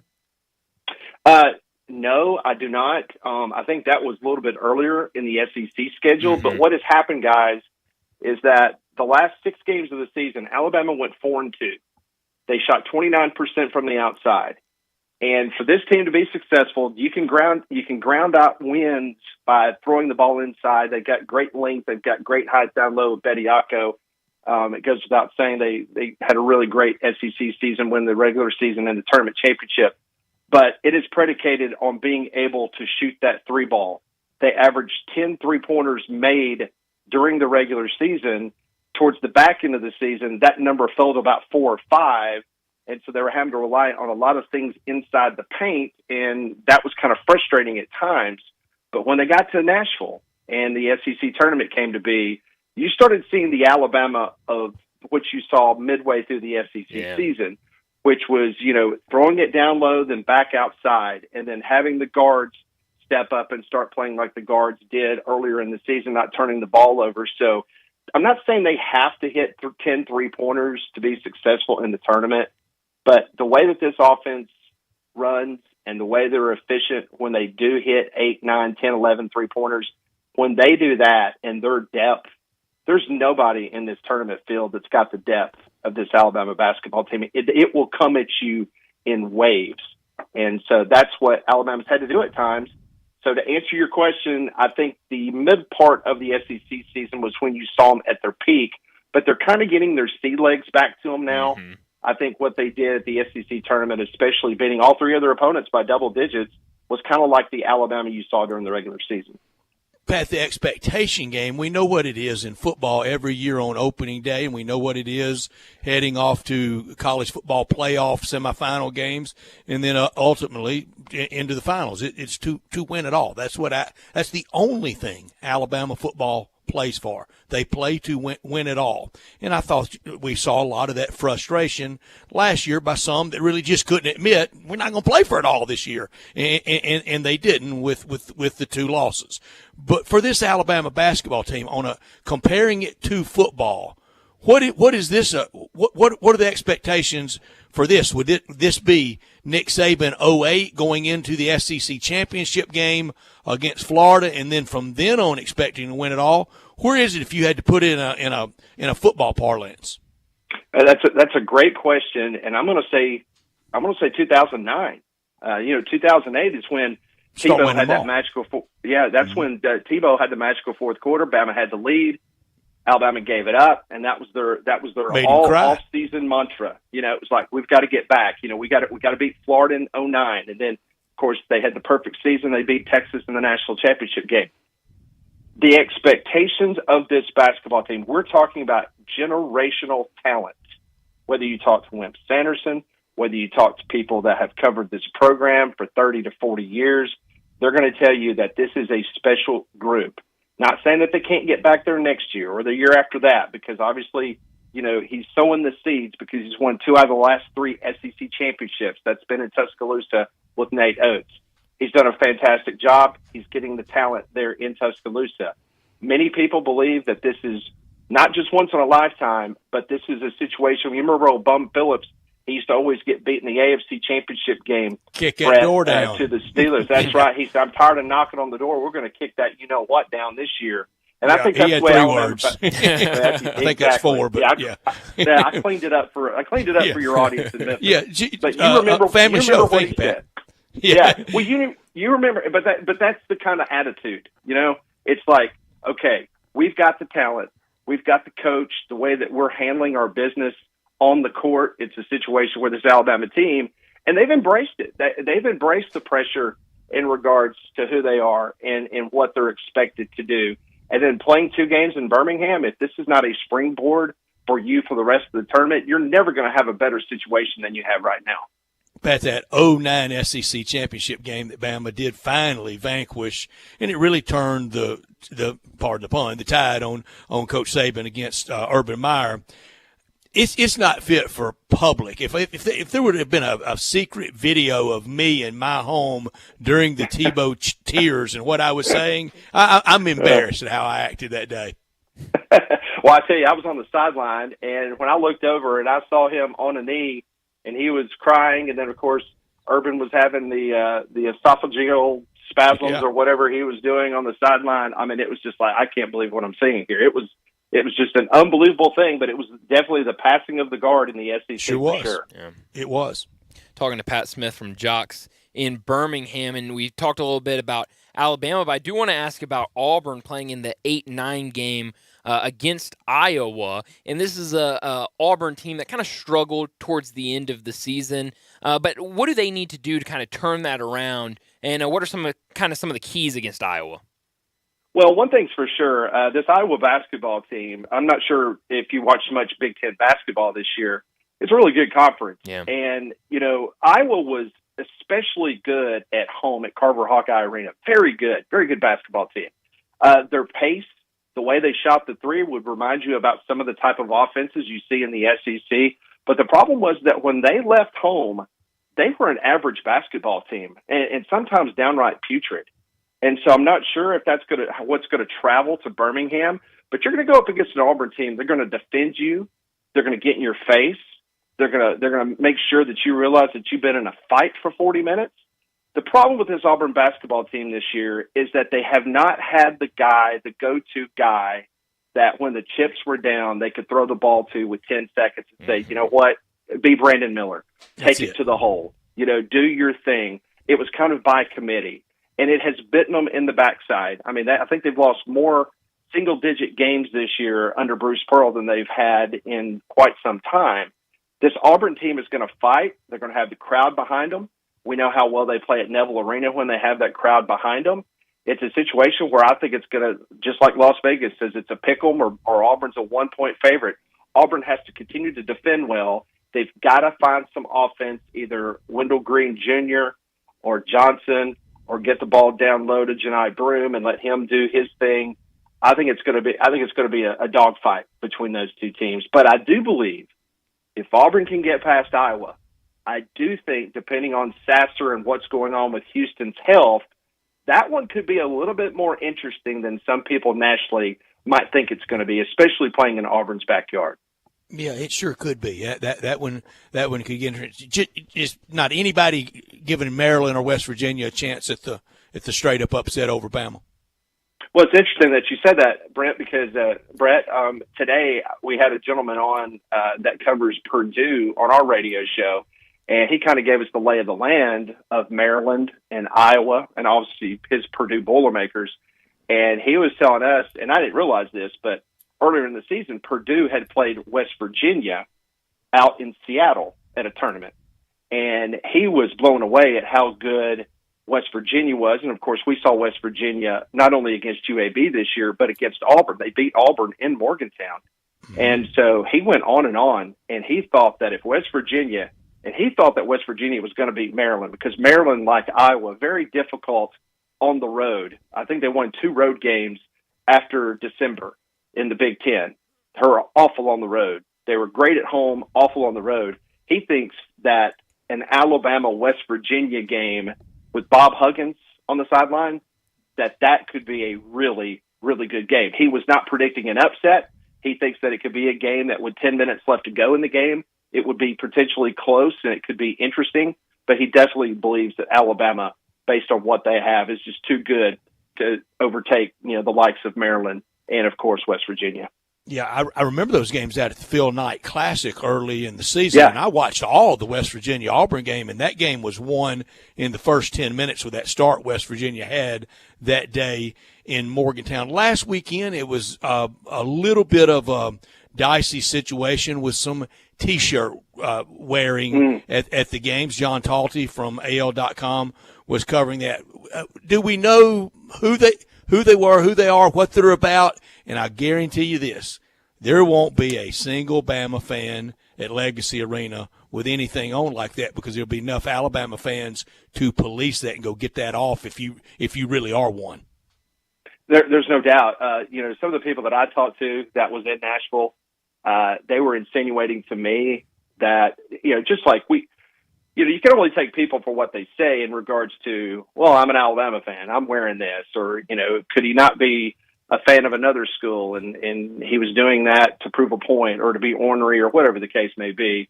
But I guarantee you that, with the Legacy Arena about a block away from the SEC office and the amount of security and the things that are around this tournament, I think the T-shirt police will be out in full gear, so to speak. And I don't think anything like that is going to be tolerated or will be tolerated with any type of potential fan outburst that would be deemed inappropriate, if you guys know what I mean. Mm-hmm. So I do. Yeah, we do. I think you're right. We were kind of talking earlier about the SEC. They have a lot of teams in the bracket. I know you've seen a lot of these teams play being down in Birmingham. Outside of Alabama, who I think you could probably ask anybody, has Alabama making a deep run, who do you think is probably the team behind them in the SEC that could make a deep run in the tournament? Well, there's no question. I think Texas A&M, I know, Brett, we had you on earlier this week, and me and Landrum always like to make fun of Texas A&M because they do whine all the time. And I love joining in with y'all in doing that. I mean, all the time. And, I would have to, it pains me to say this because, I like to make fun of Buzz, but I do think that they got screwed with their seeding. Mm-hmm. I'm not saying that they should have been a 3 seed or a 4 seed, but, a 7 seed, come on, they're better than that. Definitely, I think Texas A&M, but, the committee didn't do them any favors. By the second game, they potentially could play Texas. I'm going to surprise you. I'm going to say Mizzou. And the reason why is because I'm not putting a lot of faith because of the injury to Ziegler, with Tennessee. But, this Missouri basketball team, against Alabama, they kept it close for a while. They're a really good outside shooting team, and I think we all can agree that kind of upsets you see in this type of tournament, it's when teams or one or two guys get really hot. I mean, no one would have picked St. Peter's to go as far as they did last year, but they had a couple shooters. They got hot. I think Mizzou's got two or three guys that could literally take over a basketball game. And I think that could be a team that it would not surprise me in the least to make the Sweet 16. Really, I know that's not the Tennessee or Texas A&M pick, but hey, while we're just out there throwing mud on the wall, I'm gonna say Mizzou. Why not? Pat, I like the mud on the wall for where I'm getting ready to go. Through the years, we have so much fun with our brackets, our contests. It's one of the most humbling exercises we go through every year, to be such know-it-alls to know so very little when somebody named Loyola or George Mason or last year St. Peter's wrecks all the sports guys that we think we know so much, me included, and then we don't. But also through the years, and Pat, I've always just kept it to the bracket. Now, a lot of people have had a lot of fun, whether it's the Bay bracket or whatever it is. I never did that. I didn't want to, because I think airtime is precious, but also understand, we also have swings and misses in this. What is the best kind of along those lines, whether it's best individual player, or I know I'm sure somewhere in Alabama y'all have done the football version of a 64-team bracket. What's the best thing you've ever heard that somebody did with kind of bracket fun? Well, we did it one time, and it really caused a stir here, and it was very simple. It was kind of a uniform bracket. And SEC football teams, like changing helmets or doing this and that. And you want to rile people up in Birmingham, Alabama. You tell some Alabama fan that Alabama is thinking about going back to white helmets or putting the, big owl on the side of the helmet as a decal or something like that. And you can get people pretty fired up. No decals. No, don't ever do that. Never. Yeah. So that was pretty cool. I mean, kind of going through a bracket of old uniforms and logos and things like that. I mean, that was different. I didn't mind the white helmets in the day. I really didn't, Pat. Yeah, and I think, a lot of people, and I know you would remember this, Brett, but Alabama up to, I want to say, 85, they were still wearing the white helmet on the road. I remember them playing Georgia Tech over in Atlanta, and they were wearing white helmets. Ray Perkins brought them back for some games, and I don't think they played very well in them, and a lot of people were irritated by them. But on the road games in the early 70s, I didn't mind them. I got an idea for you, because I was visiting with Dave Woloshin, and we were talking about the Tigers going to Columbus, and after being there for the Michigan-Ohio State game, I think it is I think it's the capital of the Big Ten and one of the great college football towns in this country. Next year, and we might do it next year, 64-team bracket, best college football towns in the country. Oh, yes. No, that's a great idea. I might have to steal that from you, Brett. Please do. That's a good one. That's a good one.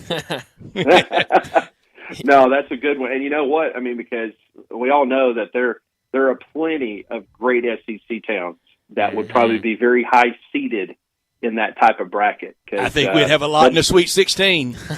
No doubt about it, man. No doubt. Yeah, you give me a bracket, no matter what it is, I'm all in on it. But Pat, last thing for you, we were talking about all of these SEC tournament teams, but one of the teams that didn't make the tournament after a rough season, Ole Miss.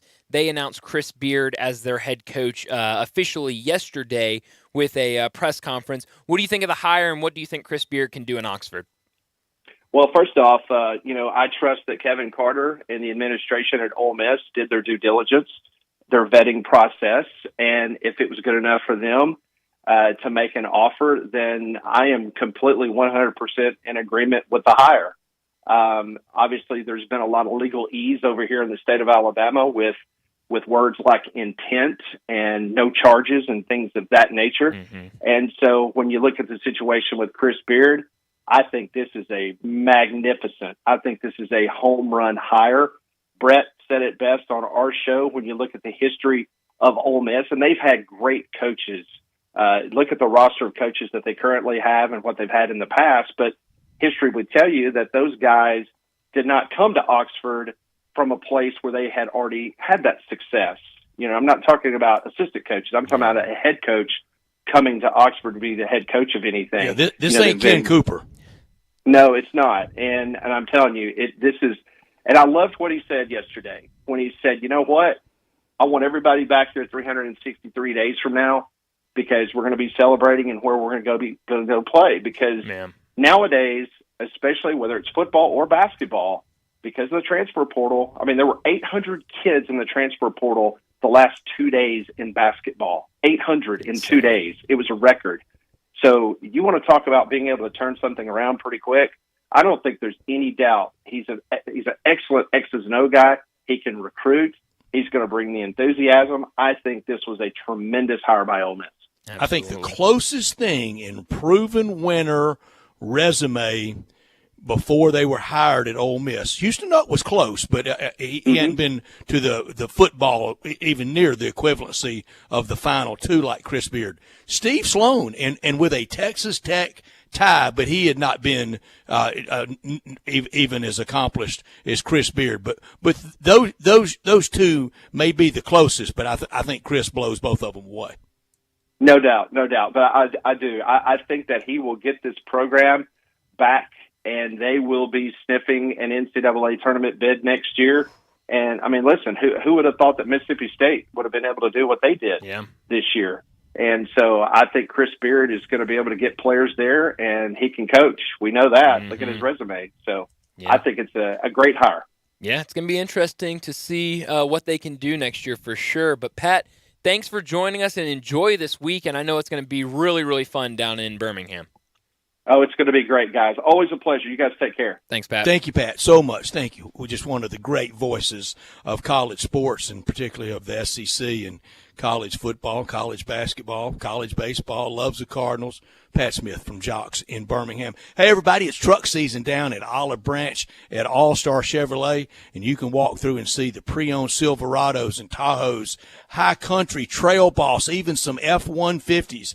If you want to order a brand-new Chevy truck or just find one at All-Star, ask for Jeff or Kevin about this week's deals on new Silverados, financing as low as, 0% and no payment for 90 days. 0 and 90. How about that? Again, Jeff and Kevin want to thank all of you who've brought their cars, trucks, SUVs to sell down to Olive Branch at All-Star Chevrolet in Mississippi, first exit at Kraft Goodman Road. You're there always. They pay crazy great cash, even if you don't buy from them. Even if you owe money against it, bring any car or truck to All-Star Chevy and get your check today. Sweet spring deals on combo tire rotation and oil changes. Always great deals on new tires, brake service, anything in that All-Star Chevy service department. Call Sean or Jeff, and they will let you know about all the good deals there. Remember, it's not the Pike, not South Haven, not Bartlett, Mount Moriah, or Collierville. It's got to be Olive Branch at All-Star Chevrolet. Find new roads to All-Star Chevy and Olive Branch, or go to allstarautogroup.com. Well, we did the left side of the bracket earlier. Let's get to a break, and when we come back, we'll do the right side of the bracket and our Final Four and champion for this year's NCAA tournament. That's next on Sports Time. Sports Talk. Sports 56 WHBQ. Available on your radio dial at 560 AM and 98.5 FM, as well as around the world online at sports56whbq.com. Take us with you everywhere by downloading the Sports 56 app. And at home, just say, Alexa, play Sports 56. Wherever you are, stay tuned in to Real Sports Talk. Sports 56 and 98.5 FM. Do you know where the best place in Memphis is to watch all your favorite sports? That place is Sidecar Cafe. Catch all the sports action indoors on one of their 12 HD TVs and all of the college basketball tournament games on the largest TV wall on the largest patio in Memphis. Sidecar Cafe has an awesome menu with in-house smoked meats plus plate lunches daily till 3 p.m. If it's sports, it's gotta be Sidecar Cafe. Sidecar Cafe, game on! Conveniently located just off I-40 at 2194 Whitten Road next to Bumpus Harley-Davidson. Calling all the Mid-South. Bobby J is waiting for your call today to drive off in your new Kia from Gossett Kia on the Pike. 2023 Kia Soul LX $333 a month, $27.99 due at signing. Or 2023 Kia K5 LXS $362 a month, $31.99 due at signing. And 2023 Kia Sportage LX all-wheel drive $381 a month, $34.99 due at signing, all 36-month lease. And if you can't find what you're looking for, let Bobby J order a new ride for you today. Plus, Kia's best-in-class warranty, 10-year, 100,000-mile powertrain limited warranty. Ask for Bobby J. He'll put you in a new Kia today. Gossett Kia, 1900 Covington Pike. Online, KiaCovingtonPike.com. If you want it, we got it at Gossett Motor Cars. All 650 acquisition fee, 30,000 miles, 20 cents excess mileage. Sold P7866 988, MSRP 22,945. K5 PG 200 400, MSRP 26,455. Sportage PG 107 225, MSRP 29,790. Includes all rebates and incentives. Must finance 200. Excludes tax title and license with approved credit. See dealer for complete details. Offer valid through 3/31/2023. Dealer stock only. Warranty is a limited powertrain warranty. See Kia.com or retailer for details. For over 8 decades, America's farmers have counted on the Little Red Tractor from Case IH, the Farmall, to help them make short work of their demanding chores. Well, Mid-South Ag can show you they aren't just for farms anymore. With horsepower ranging from 30 to 105, plus an army of attachments, they can tackle every chore on your to-do list, from hauling and mowing to loading and towing and then some. Stop by Mid-South Ag Equipment or call 662-890-3141 to find a Case IH Farmall that's right for you. This is an important notice to all U.S. taxpayers. The IRS is giving away billions of dollars in tax savings through a federal program called the Fresh Start Initiative to aid delinquent taxpayers. This initiative was established for anyone facing financial hardship and unable to pay their back taxes. Qualifying and enrolling in this program will stop all collections, settle your delinquent tax problem, and even reduce what you owe by thousands of dollars. Call the hotline at People's Tax Relief to see if you qualify and get this free information by dialing 800-810-3588. If you have unfiled tax returns or cannot afford to pay your personal or business back taxes, you can now get the help you need. One simple phone call can resolve your tax problem and save you thousands of dollars. To see if you qualify and to get this important free information, call 800-810-3588. 800-810-3588. 800-810-3588. So you need to sell your house? I have the solution. Call 901-406-1101. That's 901-406-1101. Call my buddy Bill at I Buy Houses. Any house, any area, as is. It's literally as simple as that. Just pick up your phone. Call 901-406-1101. That's 901-406-1101. Call my buddy Bill at I Buy Houses. Guaranteed to close in 5 days. If you need to sell your house fast, call Bill at 901-406-1101. That's Bill at I Buy Houses. Now back to Sports Time on Sports 56 and 98.5 FM. Here once again are Brett Norsworthy and Bryant Dacus. Welcome back into Sports Time. Bryant Dacus, Brett Norsworthy, Jay Morgan-Harder with you as always. And we did the left side of the bracket earlier at about 3:45. We had to go really, really fast. But now we got a little more time. No huddle offense. No huddle offense. That's right. Do we need to revisit anything on the left side? I do want to revisit this. Okay. 901-360-8255. Tiger fans, tell us where you have the Tigers. Tell us how far. Not, and maybe not hope, because hope's one shining moment. Mm-hmm. That's what we hope. But tell us legitimately where this road ends, how far it goes.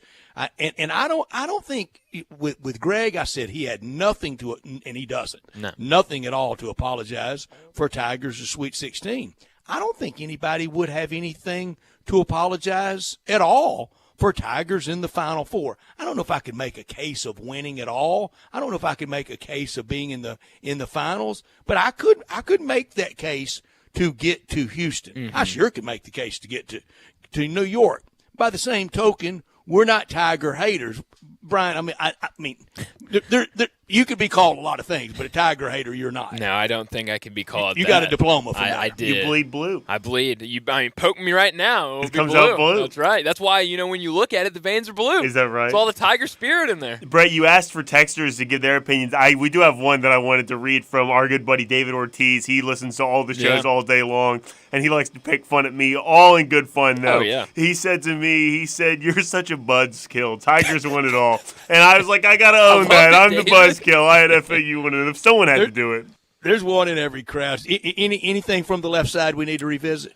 We good? I don't think so. We all have Memphis losing to Purdue, right? In the this. Or I have you FAU don't, yeah, but we beating have, Purdue. I'm sorry. We have FAU advancing past that, no matter if it's FAU or Memphis. But I think it's a coin flip in that game. I think it's going to be a good game. Brett has Purdue beating Memphis, correct, Brett? I do. Yeah. I have Purdue defeating the Tigers, Right. and then Duke getting them. Duke's really playing well They at are. the right time. So no revising or extensions on the left side. Let's go to the right side. Bryant, start where you want to start. All right, we'll start in the Midwest region. I've got Houston beating Northern Kentucky, Auburn beating Iowa, Drake beating Miami, sorry, Jay, Kent State beating Indiana, Pittsburgh beating Iowa State, Xavier over Kennesaw State, Texas A&M over Penn State. It makes me sad, but I got to do it, and Texas over Colgate.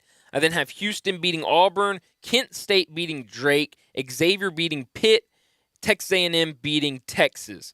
I have Houston beating Kent State and Texas A&M beating Xavier, and I have Houston making it out of the Midwest bracket. You have nothing to apologize for, Brian. You'll find out here in a second. Okay. I have Kent Houston. State, Sweet 16. The Yeah. last time they did that, Stan Heath head coach. Probably. They went to the Elite Eight with Stan Heath. Oh. I like that. Yeah, you have the Kent State. I got Charleston's one of my teams. I got another one in the Sweet 16 for you here. I have Houston beating Northern Kentucky. I have Auburn over Iowa, the de facto home game. I also have Drake over Miami. I have Drake as well. Wow. Indiana, though, I have beating Kent State. I like Indiana. I like their coach. I have Pittsburgh, the winner last night, over Iowa State. Xavier over Kennesaw State. I really wanted to take Kennesaw State, too. Texas A&M over Penn State. Texas over Colgate. Going back to the top of the second round, I have Houston beating Auburn, even though it's in Birmingham. Indiana knocks off Drake. Pittsburgh beats Xavier and goes from the first four to the Sweet 16. Wow. And Texas beating Texas A&M to go to the Sweet 16. In the Sweet 16, I have Houston over Indiana and Texas over Pittsburgh. And then in all-Texas Elite Eight, I have Houston going to the Final Four. We get out there toward the middle in a lot of agreement, Jay Morgan. Houston over Northern Kentucky. Auburn wins in front of that home crowd over Iowa. Miami over Drake. Jim Larinaga moves on, and Indiana defeats Kent State. Iowa State over Pitt. I would have had Iowa State over Mississippi State, and I thought State would win last night over Pitt. They did not, though. Xavier over Kennesaw State. Texas A&M over Penn State, and I am pulling for my friend Ross Bjork in that game. And the Longhorns over Colgate. Back to the top. Houston defeats Auburn, and all those Bama fans are going to turn on Auburn in that game. Regardless if it's before or after Bama plays, it will be like a road game in there. Houston wins. Miami defeats IU. Larinaga over Woodson. Xavier over Iowa State. And Texas beats Texas A&M. Then Houston beats Texas. Houston goes to the Final Four. All right, so going down to the West region, I've got Kansas over Howard, Arkansas over Illinois, VCU over St. Mary's, UConn beating Iona, TCU beating whoever wins tonight, Gonzaga beating Grand Canyon, who doesn't have any of their jerseys or equipment once they got to Denver this afternoon, Boise State over Northwestern, and UCLA over UNC Asheville. Kansas over Arkansas, UConn over VCU, Gonzaga over TCU, and UCLA beating Boise State. I've got Kansas beating UConn. I've got Gonzaga beating UCLA, and I have Gonzaga making it out of the West. So setting up my Final Four: Alabama, Duke, Houston, and Gonzaga. Similar, I think. And we go west, not we down. We go west from the Midwest. Correct. We go further west. Excuse me. That's I need okay. to relearn those cardinal directions. That's right. Kansas, I have beating Howard. Arkansas, I have over Illinois. That was a tough one, though. St. Mary's, I have beating VCU. Another tough one for me. I have Iona beating UConn in the first round. Rick Pitino gets out of the first round. TCU, I have beating either Arizona State or Nevada, and a free one for you. I have Nevada in that game. Oh. So I have TCU over Nevada, Gonzaga over Grand Canyon, Boise State wins their first round game over Northwestern, and UCLA over UNC Asheville. In the second round, I have Kansas over Arkansas, St. Mary's ends Iona's run, Gonzaga takes down TCU. A lot of problems at TCU right now. And UCLA over Boise State. I have Kansas over St. Mary's in the Sweet 16, Gonzaga beating UCLA in the Sweet 16, and Kansas-Gonzaga, Kansas does not repeat. I have Gonzaga going to the Final Four. if we had a bracket of most beautiful campuses in the country, it might be Howard's there in Washington, D.C., but they're not going to beat Kansas in this bracket. Kansas wins. Arkansas defeats Illinois. VCU over St. Mary's. UConn over Iona. TCU over what I think will be Nevada. Gonzaga over Grand Canyon, and Boise State over Northwestern, and UCLA over UNC Asheville.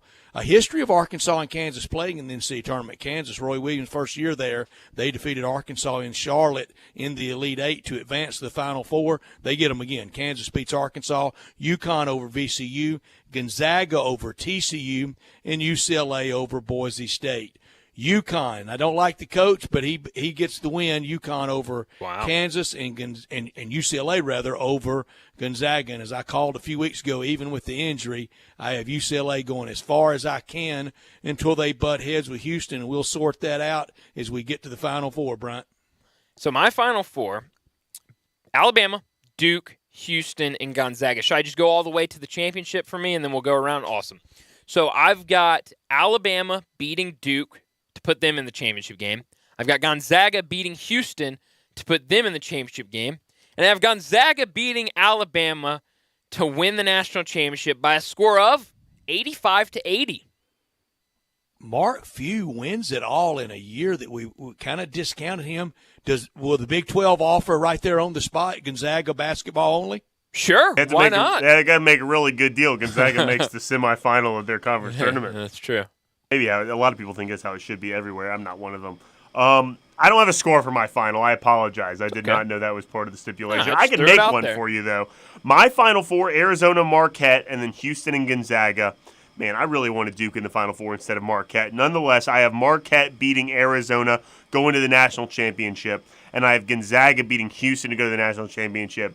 And I hate that Brian and I have the same national champion, but we do. Gonzaga wins it all. Mark Few gets that monkey off his back. Look at that. Look at those picks. I like it. And Shaka Smart back in the Final Four, according to Jay Morgan. I have Bama over Kansas State in the national semifinal. I bet that would be game one. And then in primetime, where college basketball got on the map in Houston in January of 1968, Elvin Hayes against Lou Alcindor, Guy V. Lewis against Coach John Wooden at the Astrodome. This time it'll be right next door at NRG Stadium. And just like in January of 68, Houston beat UCLA in that game, then lost to them in the national semis later that year. But I have Houston beating UCLA in the semis. And on Monday night, Houston finally getting a national championship. Houston beats Bama 73-72. And we got to get a final score from you, Jay Morgan. I'll say 76-71. Ooh, Gonzaga like wins. All close games. Should be fun. But before we get to a break, I do want to bring this up because we always have travel issues around this time, March Madness, with teams going to different locations. Grand Canyon got to Denver this afternoon, this being reported by Matt Norlander, to discover that they didn't deliver their bags, uniforms, or athletic gears. So the plan was for Grand Canyon to practice tonight in T-shirts. But Scott Drew is also in Denver with Baylor and offered up Baylor's uniforms and equipment for Grand Canyon and his brother to practice tonight. So that's a good story. Hopefully, the plan is, they said, to have Grand Canyon's all their gear and stuff by the end of the night. But you always get stories like that around this time. Does Grand Canyon need a FedEx account? I mean, I don't know. They need something. I mean, they can get a package to Thailand tomorrow. They can get gear to Denver, can't they? I would hope so. I mean, I don't think they play till Friday, so they have a little bit of time. But they got a little time. They got a little time. But no sweatbands, no headbands, nothing. no jocks, no tennis shoes, no nothing. I think the players pack those themselves. Maybe. It's got to be just the uniforms and stuff. Yeah. But the band and the cheer so they still squad, got their sweatbands. Don't worry about that. That's true. But the band and the cheer squad, they came and all their instruments and all of that stuff, their gear delivered just on time. It was just a basketball team. In 1989, Michigan's head coach Bill Frieder, right before the tournament, accepted the Arizona State job and kind of was writing off the year. Wasn't not a very good year. Well, Bo Schembechler fired him on the spot. He said, I'm not going to let you go coach our team in the tournament. And Bo Schembechler, I want a Michigan man coaching Michigan basketball. So they go to the tournament. I think the first weekend was in Atlanta, and they still really didn't think they could get on a roll. Rented band members in Atlanta and had them, play that Great Fight song. Yeah. They got on a roll and won it all in Seattle. Really? Steve Fisher, six-game winning streak to win it all. That is great. But we're going to have, we have a handful of coaches in this bracket that, you don't know where they're going to coach next year. So Rick Pitino being probably the biggest, Ed Cooley, another one. So it's going to be interesting to see how those teams fare in some of these early games, if those coaches are still all in or if they're kind of 1 foot out the door. I know, Jay, you have Iona going somewhat deep. Just winning in the first round. Oh, just the first round. Okay. One win. Yeah, I didn't know if you had them had 2 wins. So otherwise, we have to rethink Rick Barnes' nickname. Second round Rick, if second round's going deep. That's true. I misspoke, I guess. I hate that Tennessee loses in the second round in my bracket. Zakai Ziegler being out. It hurts my heart. It kills them. But the injury is just too much for me. And they were falling apart a little bit. If I could be totally transparent, they were falling apart a little bit before the injury, too. I'm not sure. The injury hurts them a lot, but they were falling apart before that, too. Jay Morgan, the warm blanket of excuses is that injury. And it's big. It's real big. But it was coming. It was getting loose. And just the grind in the offensive end, a little bit like Mississippi State, not as exaggerated as State in the offensive end, but when it's that much trouble to put up 60, I saw a great number. What's the stat site you like so much? I love OptaStats. That's where I go to a lot. Well, there was a great one there today about, it just against every trend ever, Pitt winning that game last night. Yeah. Well. And they did. They only did it with 7 guys, though, too. I wonder why that is. Short staff. I wonder why that is, too. If it's just that defensive metrics like that are overvalued and you don't look at the offensive end because, like you said, Mississippi State was abysmal offense on the offensive end. Yeah. It was hard to watch. Yeah, all at the end of the year, too. It felt frustrating to watch. Mm-hmm. Yeah. But let's get to a break. And when we come back, it will be time for Big Number of the Day. Add a little fun to your lunch break. Join Johnny Radio for Sports 56 Happy Hour from 11 to 1 every weekday on Sports 56 and 98.5 FM. Homer Skelton Hyundai Genesis in Olive Branch has an offer you can't refuse. They will pay you to do business with them if you want luxury. And I'm talking the Genesis G70 car. If you would love to have that kind of new technology, they will give you a $1,000 rebate when you finance with Genesis Motor Finance.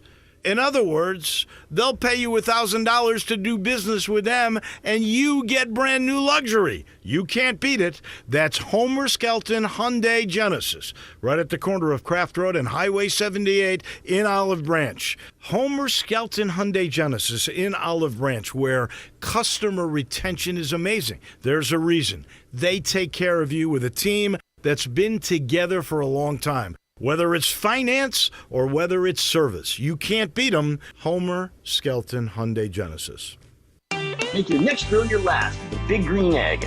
Smoke, bake, roast, sear, and grill, all with a lifetime warranty. Save money on eating out, fuel costs, and replacing expensive grills that cannot stand up to the Big Green Egg.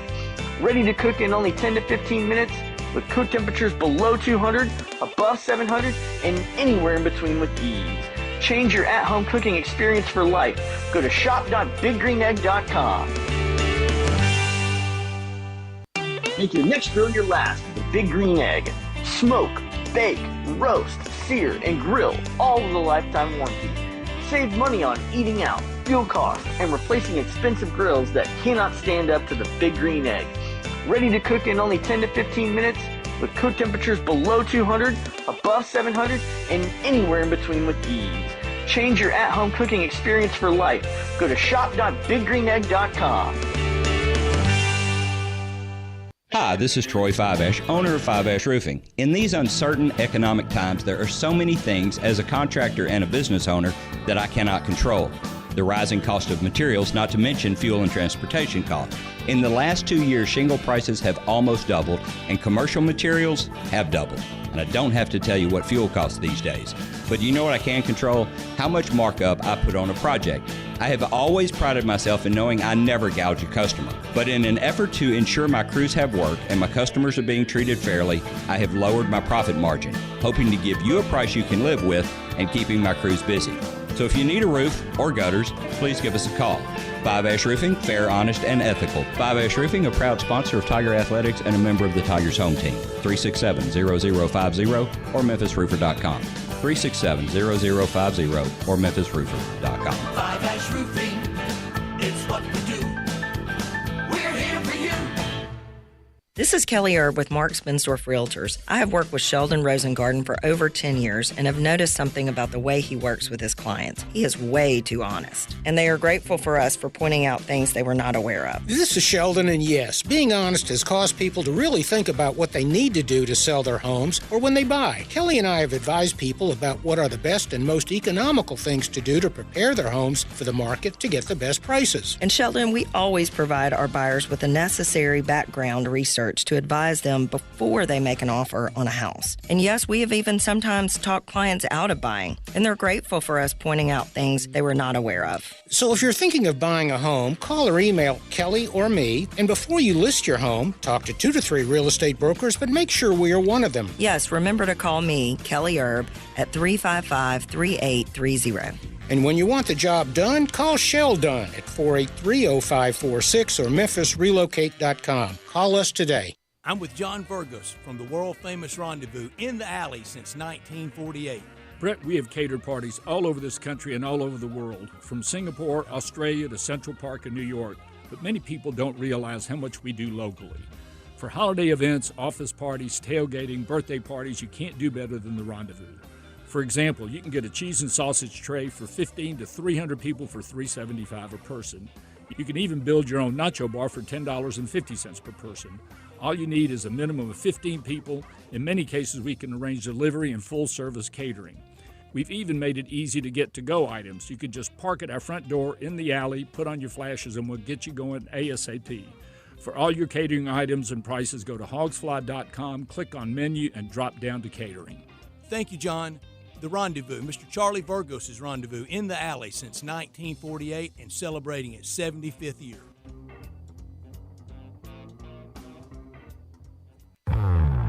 Now back to Sports Time on Sports 56 and 98.5 FM. Here once again are Brett Norsworthy and Bryant Dacus. Welcome back into Sports Time. Bryant Dacus, Brett Norsworthy, Jay Morgan Harder with you. And as we wrap up this second hour, it's time for one of our favorite segments. It's Big Number of the Day.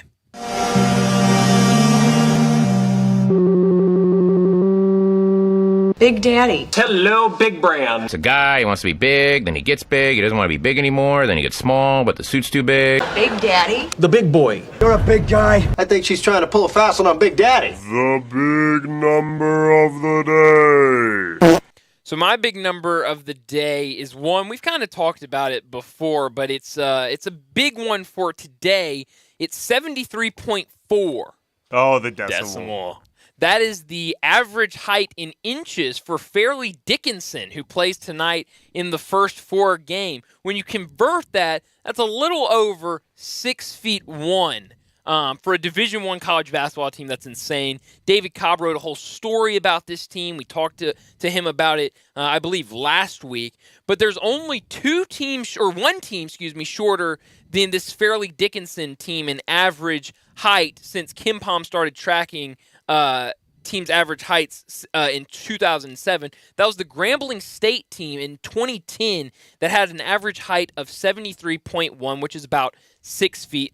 They finished with a 12-17 record. In 2015, UMass Lowell had the same average height as Fairleigh Dickinson, 73.4 inches. They also had a losing record. So Fairleigh Dickinson has blown these other short teams out. And if they win tonight, a team that averages 6'1" feet will go up against a team that has a 7'4" center. I would love to see that. Wow. And in the history of the tournament, this may be the 2 worst teams to ever meet. Really might be. Easily. 20-loss team. How Dickinson are they, Brian? Fairleigh Dickinson. Good. I heard it. I said that earlier. My big number of the day is 19. This is a silly stat today. Usually I like to give pointy ones. This one's a little silly. My number of the day is 19. Bryant, what's the 19th letter in that alphabet? It's S. I'll just save you the time of counting in for yourself. The 19th letter of the alphabet is S. S. Arkansas and Illinois. Both names have one silent S. And they play in Des Moines that has two silent S's. How about that? Wow. And the Battle of Brett Bielema. Oh, it's That's Brett true. Bielema. Oh, I didn't even think about that. So you got a little football reference there. A lot of silent S's. Play in Des Moines, two silent S's. Des Moines itself, two silent S's. I don't know that Arkansas has ever played an NCAA tournament game in Des Moines. They played in a lot of far-flung places, but I don't know if they've ever been there. My big number, 16. 16, and the Tigers' one and only NCAA tournament appearance in Columbus, Ohio. Will Barton was the high point scorer for the Tigers with 16 in a loss to Rick Majerus and SLU back in 2012. But this is not the first time the Tigers have ever played, or that's not the only time the Tigers have ever played basketball in Columbus. The Tigers opened the 1959-60 season against Ohio State that went on to win it all that year and go to the final game the next year. Jerry Lucas was on that Ohio State team. He was back-to-back MOP of the Final Four, one of the bigger brains of all time. I mean, he had a photographic memory that was just off the charts. As a New York Knicks player, he memorized the New York City phone book. What? He was just genius. That's incredible. Off the charts. Genius Jerry Lucas was. Also on that team, John Havlicek, Larry Siegfried, and a reserve player named Bobby Knight. Wow. Brian, a phone book had numbers in it. You would open it up, you would call them. Wait, so who's like other people's numbers? Yeah, it was like interesting. That's right. And any rando in town could call you up. We get your number out of the book and call you in the middle of the night. And think about that. Now we're so protective. I mean, don't give my cell number to anybody. And we used to. Everybody in town had your number. Yeah, that's a good point. I remember where I was at during that Memphis SLU game back several years ago. 2012? 2012. I guess I can tell this story. I had just gotten home from my grandmother's house. My grandparents had just passed a couple years before that, and we were renting their house out. And the night before, there was a bad storm. I shouldn't say a bad storm, but there was a storm. Lightning struck a little workshop in the back of the neighbor's house. It struck that. Ammunition started shooting out all over the place. This person was making military ammunition in a workshop in their backyard, and I don't believe they were supposed to be doing it. I think they were doing it illegally. So we had to go over there and take a look at the property because we were renting it out, and all the cops were there, and we were picking up shell casings and stuff. It was crazy. Gotta have a permit. That's right. I don't think you did. Bryant, with almost everything, you know where I was that day? Where? Right there in the Family Leisure Studio. I'm sure you were. Didn't even think about that. I think my whole life has been. I was about to say, any event, I could bet on you just being right here. It really feels like OJ Slow Speed Chase. That's where I was. That you were here for that. That's awesome. 9/11. That's where I was. Just for everything. Just pick a big event, and you were here. But let's get to a break. When we come back to start our third and final hour, Kevin Sweeney from College Basketball Central and Sports Illustrated will join us to preview the NCAA tournament. That's next.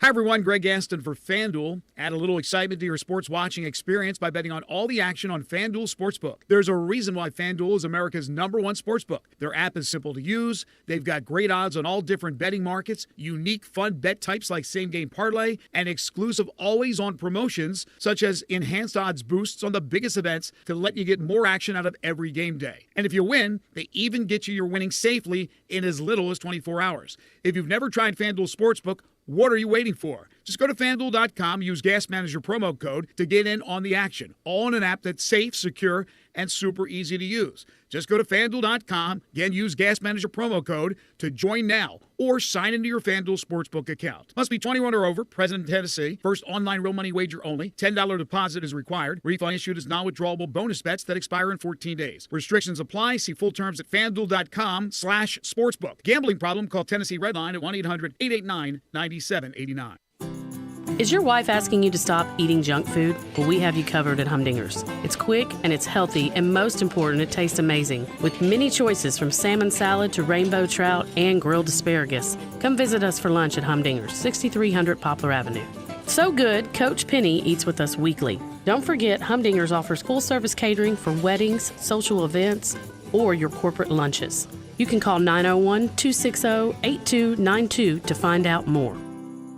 Progressive presents an ad from Mom. What does it say here? Bundle your home and auto insurance with Progressive and get protection round the clock. You know what? I'm sorry. I think it should be around. What are you signaling? Me to stop talking? Oh, all right. I'll stop talking. No, just had to tell me. That's all you had Get to do. round-the-clock protection when you bundle and save with Progressive. It's easier than getting your mom to make this radio ad. Progressive Casualty Insurance Company, affiliates, and other insurers. Discount not available in all states or situations. Mitsubishi Motors Spring Sales Event is on at Gossett Mitsubishi on the Pike. Come test drive the all-new 2023 Outlander plug-in hybrid electric with 420 total range, 64 combined MPG, and 38 minutes best charging time. And you may be eligible for up to $7,500 federal EV incentive and $1,500 lease cash. Come check it out at Gossett Mitsubishi. Plus 2023 Mitsubishi Outlander with 3 rows of seating for up to 7 people. We Gossett at $499 a month or buy for $34,055. Looking for some peace of mind in your new ride? How about Mitsubishi's 10-year, 100,000-mile powertrain limited warranty? 2023 Outlander, $499 a month or get 1.9 for 36 months and test drive the all-new 2023 Outlander plug-in hybrid electric. That's Gossett Mitsubishi, 1870 Covington Pike, or shop online at memphismitsubishi.com. If you want it, we got it at Gossett Motor Cars. Outlander PZO 12158 MSRP 34555 includes all rebates and incentives. PF 695 excludes tax title and license with approved credit. See dealer for complete details. Offer valid through 3/31/2023. Dealer stock only.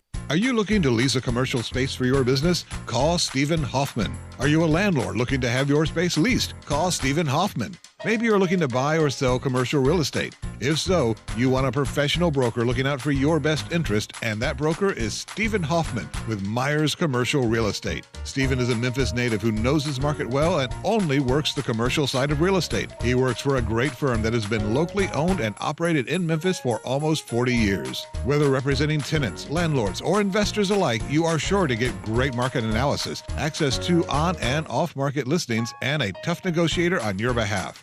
Call 901-761-5595 and ask for Stephen Hoffman. You can also find him on the web at MyersCRE.com. That's MYERSCRE.com. Stephen Hoffman with Myers Commercial Real Estate. Representing your real estate business is his business. Call Stephen Hoffman, 901-761-5595. Chris Price, it's so good to see you. And you have a new business? Yes. Metro Builders. Have you noticed water stains on your ceiling? With storm season here, take a walk around your home or business and look up. Make sure there are no water stains signaling a leak prior to the heavy storms coming in. If you do see signs of water, call me. My team and I will come out, diagnose the problem, and prescribe a fix. Our team of Hague certified inspectors are waiting to assist with any inspection or repairs you may need. We have 3 crews dedicated to repairing roofs in the Mid-South. As certified Owens Corning and Mule High dealers, we offer 20-year, no dollar limit labor and material warranties that offer hassle-free ownership. That's our hassle-free ownership guarantee. Allow Metro Builders' team of professionals to assist you in maintaining your property's integrity and value. Metro Builders, your local commercial roof experts. Ask about our commercial roof maintenance agreements. Protect your investment with Metro Builders. Call me, 901-375-1717. That's 901-375-1717. 375-1717.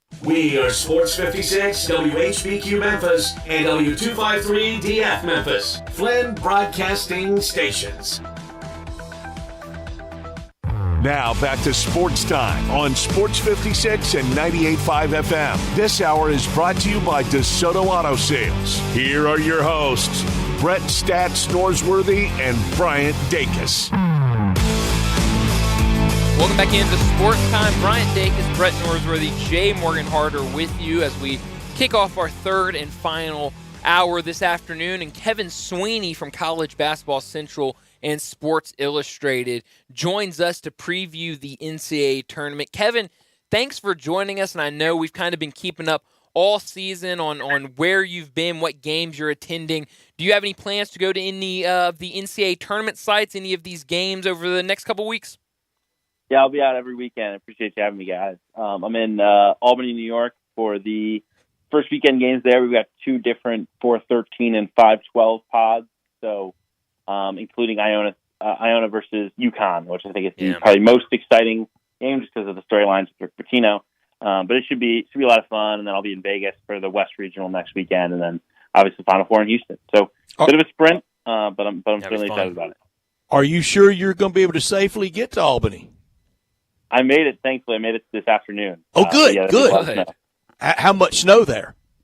A little over a foot. A foot. Kevin, do you know how much we may, if we got a foot of snow in Memphis, we might be shut down for 2 years? Yeah, that's a good point. Yeah, I'm from up here in upstate New York, so this is nothing new. Unfortunately, they're ready for it. And it seems like all the teams will get in without issue as well, which is important. I know work calls, but I know your heart will be with your beloved Northwestern Wildcats as they play Boise State. What a year, what a story, and what a great show of perseverance and patience by everybody in that Northwestern basketball program.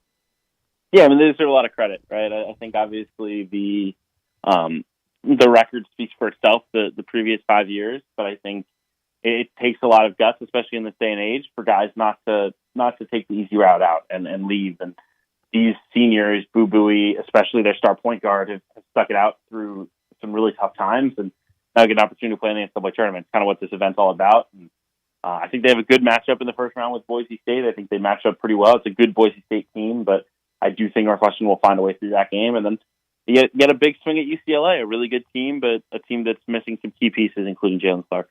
I know a lot of people in this area are really excited about what the Tigers did last weekend, securing the American Athletic Conference tournament championship, and then this weekend a game against Florida Atlantic, and then potentially a date with Purdue.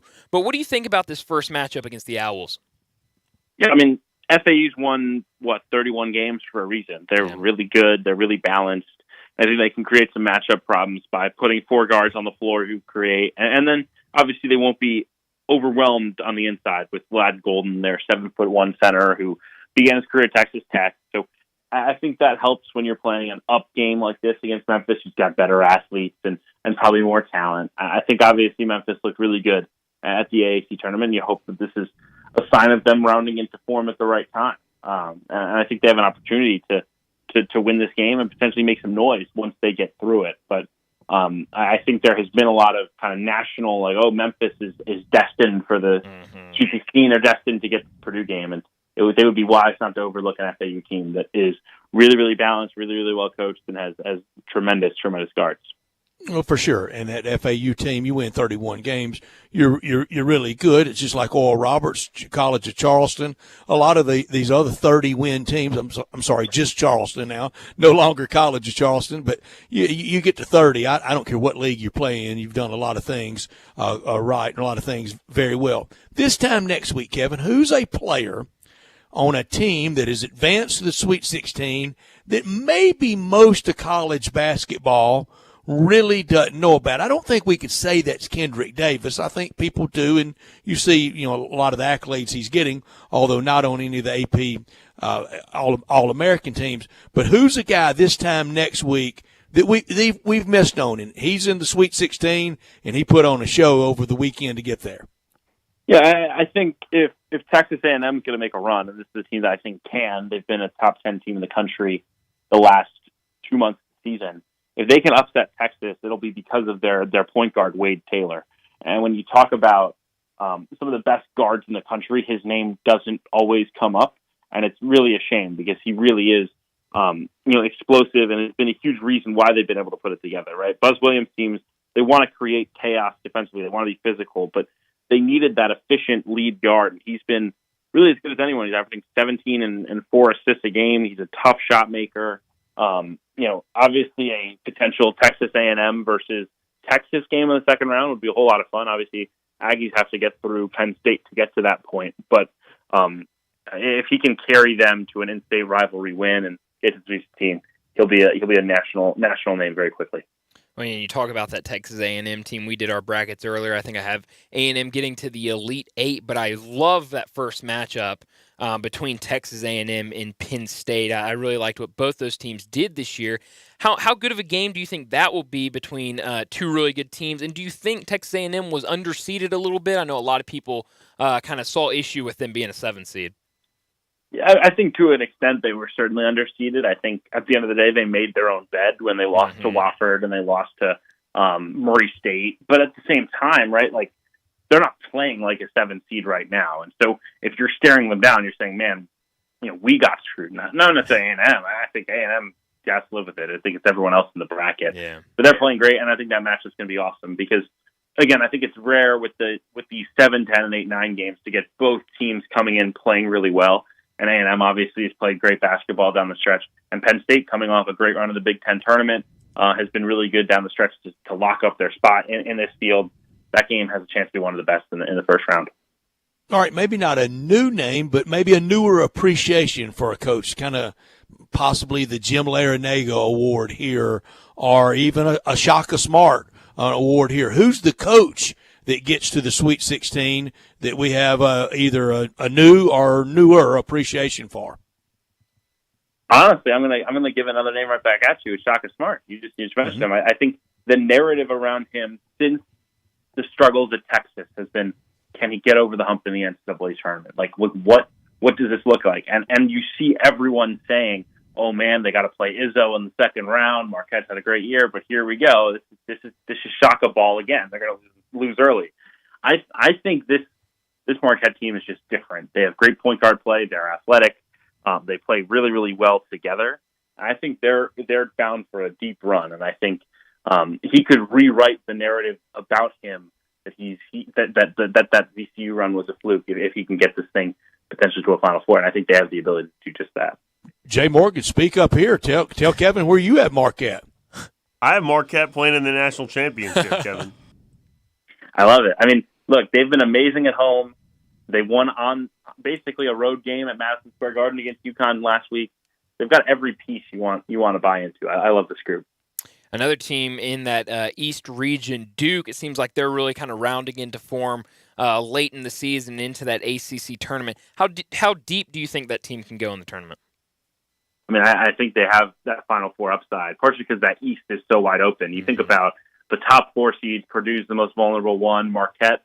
We just talked about how good they are, but they don't have that NBA talent you think of as a team to try to win a championship. 3 seed K-State came out of nowhere, and Tennessee's without Ziegler. So then your 5 is Duke, blue blood that's playing its best basketball at the right time. Kentucky's your 6, really big brand, playing really good basketball down the stretch. Michigan State, your 7 seed, a blue blood, and then Memphis, a tremendous program with talent. So that's why I think the whole thing's wide open, and I think it sets itself up really well for Duke. They've got to survive a really tough first-round opponent in Oral Roberts, who I think does some stuff offensively that could cause Duke problems. But at the end of the day, they're guards with Roach and Proctor. When they've played well, this team has looked very scary. And down the stretch, those 2 guys have been really, really solid. Here's a coach that if he got to next weekend, I think he would grab the microphone from the mic stand and just kind of go on a full screed, open mic night at the comedy club and be sticking it to everybody. Remember me, y'all wrote me off, and it would be insufferable. I don't have him advancing this far, but if John Calipari got on that stage at the Garden next week, he would let everybody know, wouldn't he? No doubt. And I think I was asked earlier this week, like, is there extra pressure on Cal this week? And obviously there is, but at the same time, like the pressure is always on at Kentucky, right? And we've talked about this throughout the year. Like, this is the expectation that you go to 2 teams in Elite Eight. So, he's got to get through Providence and then potentially K-State to get to the second weekend. But I think at a minimum, he needs to get to that point for this to be deemed a successful season and to cool the flames a little bit from this Kentucky fan base. talking about coaches, there's a handful of coaches that are already kind of had their names thrown into job openings. I think the biggest ones that come to mind, Rick Pitino, Micah Shrewsbury, and then Ed Cooley. Do you think any of those three return to the school they're currently coaching at? Oof, that's a great question. I think there's a good chance at least one of them does, because I think with the dominoes, I think one of Cooley or Shrewsbury winds up not getting the Georgetown job, right? And so then, it's possible Shrewsbury could then take Providence, or Shrewsbury could get Notre Dame, but I don't necessarily think he's the favorite at Notre Dame right now. So I would lean towards one being back, but certainly Pitino feels very wired to St. John's at this point. And the Cooley thing continues to hang over. And if you ask 10 different people in the industry, all people who know the situation well, I think you get 10 different answers as to the likelihood of Ed taking that job. It's truly the big question mark that will change how the board is for the rest of the carousel. Kevin, give us a peek inside your bracket if you would like to. Your Elite Eight, your Final Four. So, yeah, my Elite Eight, I have Bama and Arizona in the South. I have Houston and Texas A&M in the Midwest, Kansas and Gonzaga out West, and Duke and Marquette in the East, producing a Final Four with Alabama, Marquette, Houston, and Gonzaga. Alabama and Houston in the title game, and I've got the Crimson Tide cutting down the nest. I just think they're the most complete team in the country. We talked about it all year long in terms of their ability to beat teams even when they're not necessarily shooting the ball great from three. I know it'd be really tough to win in Houston with everything on the Cougar side, but this team has responded time and time again, and it'd be a great rematch if nothing else from that December meeting that was really, really exciting. You've got two great minds, so that excludes me. You got Jay Morgan and Bryant very much with an 8 and a 4 looking like yours. I'm only one off from you in the Elite Eight. I have Kansas State instead of Marquette, so that makes me feel really good about my bracket. I think it should make you feel worse, but given my performance last couple of years, but we'll see what happens. I love asking people this. What's been your favorite bracket team story that won you a pot or a pool, anything like that? Do you have anybody? I go back to Coppin State in '97, and they did me great. I think I have a couple. I have the Stephen F. Austin upset of West Virginia, 3-14. That felt really good when they pulled that one off. And then a bad one was right when I was first really getting into brackets was the year that Mizzou had Phil Pressey and they got upset by Norfolk State, and I had picked Mizzou to win the national championship, and I was like, why does anyone do this? Why is this fun? This is terrible. So fortunately I stuck it out, and here I am today. It is very humbling, but boy, when you have that magical run team, I even had Chattanooga into the Sweet 16 in '97 and was covering those games. I was in Birmingham when they were there. You never forget those teams that you were associated with a good run, or those teams that were bracket killers. No doubt, yeah. I mean, and I can't wait to see who this year's are. I mean, obviously, I'll remember the St. Peter's team forever. I didn't pick them, obviously, but being around that run was as special a thing as I've ever done, and hopefully get some more magic this year. We were all peacocks last year. No doubt. Sure were. I know hindsight is 20/20, so it looks way different now, but I know kind of the biggest snub a lot of people pointed to after the bracket was released was Rutgers, but last night they lost to Hofstra in the first round of the NIT. I know it gets a little tricky there. Not even going to bring up the Doors, Bryant? Oh, I'm sorry. Maybe we'll get to the Doors after this. But Rutgers, did you have any problem with them being out of the bracket when you saw it Sunday evening? I think they're a good example of a team that, again, I thought they should have been in personally, but they made their own bet. They had 4 Quadrant 3 losses. They lost to Temple on a neutral court early in the season. They lost to Minnesota late in the year. And I think the other thing is, like last year with Texas A&M, you felt like, oh man, if they had gotten in, they could make some real noise. Yeah. Rutgers was not playing well down the stretch. They dealt with injuries. That's not their fault, right? That's not saying they don't deserve to get an opportunity to dance, but I don't think there was anyone who really expected Rutgers to get in and all of a sudden really make a push in this thing just because of how they played in February and early March. So it is what it is. Again, I think it's hard to say, because they lost the NIT, they didn't deserve it, because it's 48 hours after that gutting thing. Like, how do you deal with it emotionally? But at the same time, I think, I don't feel any sadness for Rutgers other than that they're a really easy program to root for with the job that Peichel's done, and so stinks to not see him in the dance. Right. Well, now to make Jay Morgan happy, Vanderbilt, another snub. Well, what'd you think about Playing well down the stretch, That's right. Kevin. They were. I mean, they were the type of team that you could have seen and said, okay, that's a team that you wish could have played in March because of the way they're playing. Mm-hmm. Again, they dug the hole early. They got to be better. And the same thing, it's like with Texas A&M. Like there's you got to be accountable for your early season as much as your late season. But I do think if you were trying to put together the 68 best teams today, there's no doubt Vanderbilt would be in it. Absolutely.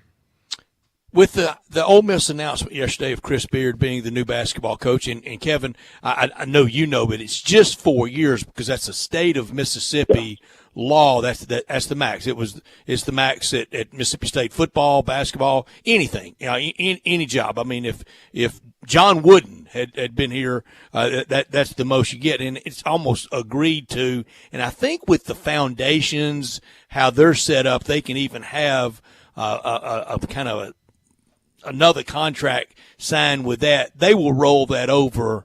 I mean, he started 2-0. They'll announce next year that they're tacking on another year, barring just one of the most outlandish missteps of all time. Is there any way Chris Beard fails on the floor at Ole Miss? I mean, I think it depends on your expectations, but like I'd be shocked if they're not a perennial tournament type team at Ole Miss. He's proven he can recruit to maybe a tougher place to sell, right? Texas Tech didn't have all the glitz and the glamour when he got there, and Ole Miss has a beautiful arena. Like, there's stuff to sell about the place that just doesn't have the tradition necessarily, and I think that's kind of similar to what you're walking into at Ole Miss. So I have no doubt he'll win. Are they going to be a national contender? I don't know. Are they going to like what can they realistically accomplish there? I think we're still learning that, but I do think I'd be shocked if he wasn't a regular tournament appearance and guy, and that's what Ole Miss wants, right? That's the standard they haven't been able to meet with the last few coaches. I'm gonna post the number at 3, over and under 3. How many years does he stay? Oof. I'll say over 3, under 5. Okay. And I would say well worth it with with success paralleling that. Absolutely. It would set the program on a different path, and then you move on and try to get the next big name. So you mentioned the Notre Dame job earlier. Who do you think ultimately gets that job to replace Mike Bray? And then I think I saw Jeff Borzello write a story today about kind of the coaching carousel and said Mike Bray could be in play at South Florida. Do you think that could actually happen? Bray has been active. I mean, he has tried to get in the mix for certain jobs, including Georgetown, South Florida, another one of them. I think that's closer to the level he can get right now. It'd be South Florida or potentially a mid-major down south, where it would be a retirement job for him. Mm-hmm. I think that makes some sense. As for the Notre Dame job, the name I continue to hear the most, the two names are Shrewsbury and Greg McDermott from Creighton, mm-hmm. where there's some buzz that he may want to move on, is interested in the Notre Dame vacancy, doesn't love the current athletic department situation at Creighton. So that's the big kind of X factor name. There's also some mid-major guys you can watch, especially if they do well this week at the tournament, like Darren DeVries at Drake, Matt Langle at Colgate. But for now, it seems like they're big fish hunting with guys like Shrewsbury and guys like McDermott, and then they'll work their way down the list from there. Right. Well, last thing for you, Kevin, I know we got your Elite Eight and Final Four, but I know a lot of people are curious, how far do you have the Tigers advancing in the tournament? I've got them in the Sweet 16, beating FAU and then finding a way past Purdue, and then getting knocked off by a Duke team that's pretty hot. So I think that's a success, all things considered. Oh yeah. Oh, we would love that here in Memphis for sure. But Kevin, thanks for joining us. Enjoy the weekend of hoops. Enjoy all those games in Albany that you'll be covering in person, and we'll talk to you again next week. Looking forward to it, guys. Have a good one. Thanks, Kevin. Thank you, Kevin. And dress warmly in Albany. That looks like a foot of snow. Can you imagine? Man, bridges and overpasses here would be closed to June. When he said it like it was absolutely nothing. Well, he's a Chicago native, so knows it's not much to him. Oh man, that'd be total freak out for us. We don't want that here, but we wish him well there. This hour of our show brought to you every day by DeSoto Auto Sales at 5704 Goodman Road and online at DeSotoAutoSales.com. 662-890-7184. They are very, very, very proud to serve DeSoto County and our entire area, where all the cars are thoroughly examined, checked out bumper to bumper, head to toe, with an unlimited inventory of every make and every model you can imagine. And by chance, if it's not on the lot, they'll go find that special car just for you. You'll be treated like family. You'll be treated special by a kind, courteous staff, laid-back atmosphere, down-home environment. But they care about your time. They want you to enjoy the ultimate car experience. They know we live in a hustle and bustle world any time of the year, and time really matters, and that's why they have it so simplified, so streamlined, and so efficient. Find the car you want, test drive it, credit approved, paperwork completed, and you're out of there in 45 minutes or less. Plenty of time to do it over your busy lunch hour, and even more time to do it right after work, right before you get home and get settled in for the night at DeSoto Auto Sales at 5704 Goodman Road. Go online, read the referrals, look at the beautiful cars they have at DeSotoAutoSales.com. Come on down to DeSoto County for that town and country experience at DeSoto Auto Sales. So we have talked to two people today, and we have two Sweet 16 predictions for the Tigers. I think that's great. I would love that. That'd be fantastic. Two more than I have. That is two. Personally, I guess I can only have one, though. But only one more than what me and Brett have. That's right. There you go. All right, real quick, what's been y'all's bracket team that's carried y'all to pool, pots, success, and who's been the crusher? Jay, would you like to go ahead? I was, when you asked Kevin that, I was like, man, I don't even know if I don't have one that comes to mind at all. You've never broken through and won a big pot? No. Absolutely Well, because when I was coming up, too. Because you're picking games like FAU over the Tigers. That's right. And Charleston to the Elite Eight, that's right. Well, when I was coming up, too, the ESPN app or any of the apps you do them on, you're basically playing against everybody else that made a bracket. So I really was never looking at the one team that propelled me to win under a group of guys or gals because I never have won the overall ESPN pool. A couple years, maybe it might have been the VCU year or maybe the Oral Roberts year. One of those teams I kind of rode and took me pretty far. I predicted Baylor to win national championship in December of the year they did over Gonzaga. Two Saturdays ago, I very sadly had to go to a great friend, his funeral 2 Saturdays ago. He was my age, actually a year older than me in school, but close enough in actual same age. And we were talking about, and he was always, in high school, he would put together a Sweet 16 pot. In high school, I think it started out at $5 or $10. Right. And we would find 16 different people, and you just draw the names out blindly out of a hat, and that would be your team for the 16. Well, as the years went on, and the pots got a little bigger, and the entry fees got a little bigger, and one year we could only find 15 guys. So I'll take two teams, and I think the ante was $100 per team, and I had both teams in the finals. He said, "That's not how you're supposed to play. You're not supposed to try to get rich at this." He was really angry at me for it too. So with that, y'all started in the Sweet 16, and everyone drew out a name, and that was the team you were riding. And that's it. That was the team the rest of the way through. I haven't heard that. I've been hearing a lot of different. John had a cockamamie one today that Brian and I couldn't even follow what it was. I texted Jay after he said, and I said, I have no idea what he was talking about. I couldn't follow figured it out. He re-explained, and I kind of explained, but there are so many. I just thought everyone made a bracket. And imagine that. John Harden in a controversial gambling pool. I never saw that one come. It's a crazy pool he had going. We'll explain it to you later. Oh, yeah. I can't even explain it. You'd have to get Jay to explain it for you, but let's get to a break. When we come back, we'll have only about 30 minutes left in the show, and we'll talk about what's trending. Join the voice of the Tigers, Dave Woloshin, for Wolo and Friends. Weekday mornings from 10 to 11, here on Sports 56 and 98.5 FM.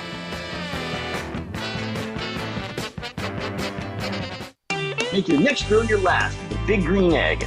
Smoke, bake, roast, sear, and grill, all with a lifetime warranty. Save money on eating out, fuel costs, and replacing expensive grills that cannot stand up to the Big Green Egg. Ready to cook in only 10 to 15 minutes? with cook temperatures below 200, above 700, and anywhere in between with ease. Change your at-home cooking experience for life. Go to shop.biggreenegg.com. Make your next grill your last with the Big Green Egg. Smoke, bake, roast, sear, and grill, all with a lifetime warranty.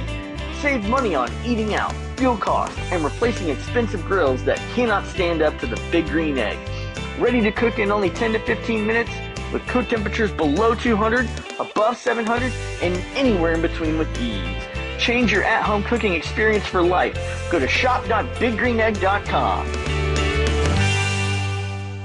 Hi, this is Troy Fiveash, owner of Fiveash Roofing. In these uncertain economic times, there are so many things as a contractor and a business owner that I cannot control.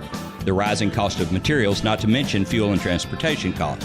In the last 2 years, shingle prices have almost doubled and commercial materials have doubled. And I don't have to tell you what fuel costs these days.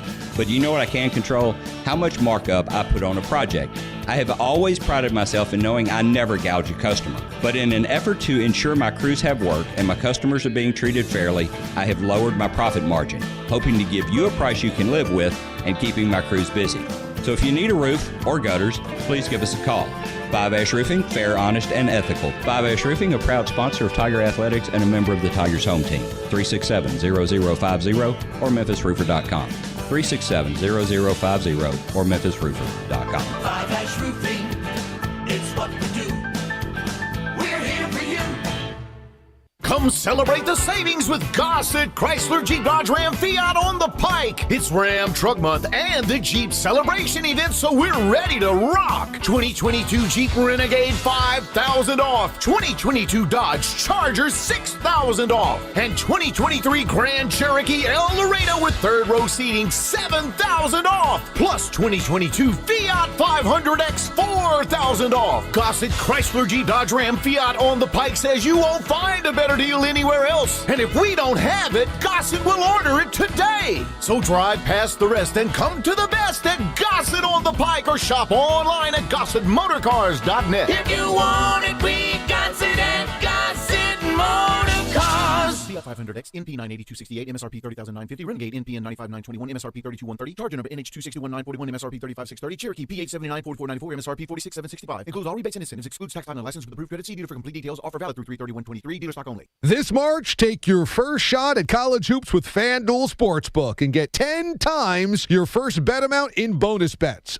Up to $200 by signing up at FanDuel.com/win. That's right, just bet $20 on the bracket and you'll land $200 in bonus bets, win or lose. That's $200 you can spend betting everything from the money line to point spreads to that 5 versus 12 seed matchup you've been eyeing to that special Cinderella story. All on an app that's safe, secure, and super easy to use. There's no better place to bet the tournament than FanDuel Sportsbook. Sign up today by going to FanDuel.com/win and make every moment more with FanDuel all tournament long. That's FanDuel.com/win all tournament long. 21 plus and present in Tennessee. First online real money wager only. $10 deposit required. Refund issued as non-withdrawable bonus bets that expire in 14 days. Restrictions apply. See full terms at FanDuel.com/sportsbook. Gambling problem? Call Tennessee Redline 1-800-899-9789.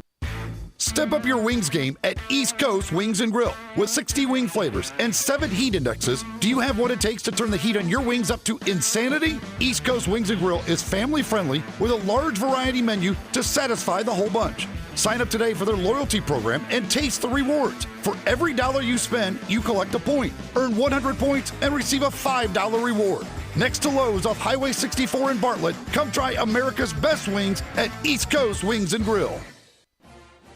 Tiger fans, join us at the El Marone Fieldhouse when the Memphis women's basketball team takes on Jackson State this Thursday, March 16th at 7 o'clock in the first round of the WNIT. Come cheer on the Tigers Thursday at 7 against Jackson State as they start their postseason run. Get your tickets now at GoTigersGo.com and Go Tigers Go. Now back to Sports Time on Sports 56 and 98.5 FM. This hour is brought to you by DeSoto Auto Sales. Here are your hosts, Brett Stats Norsworthy and Bryant Dacus. Welcome back into Sports Time. We got about a little less than 30 minutes left in today's show. Only about 10 or so minutes till we've got the tip-off of the first game of the season. I've got it on True TV in here, and I've got to say, my least favorite type of commercial, the Jersey Mike commercial, is just on the TV. Hate that. You don't commercial. like Danny DeVito? That's crazy. Never seen anything he's in. Totally an aside. I could talk about that for days. I knew that would make you mad. That's why I brought it up. Danny DeVito, I'm going to say the only movie I've ever seen him in, wasn't he in One Flew Over the Cuckoo's Nest? He was. Yeah. Never seen it. Can't say I know anything about the it. The boat scene in One Flew Over the Cuckoo's Nest is cinematography classic. Really? And he was in Taxi, the show.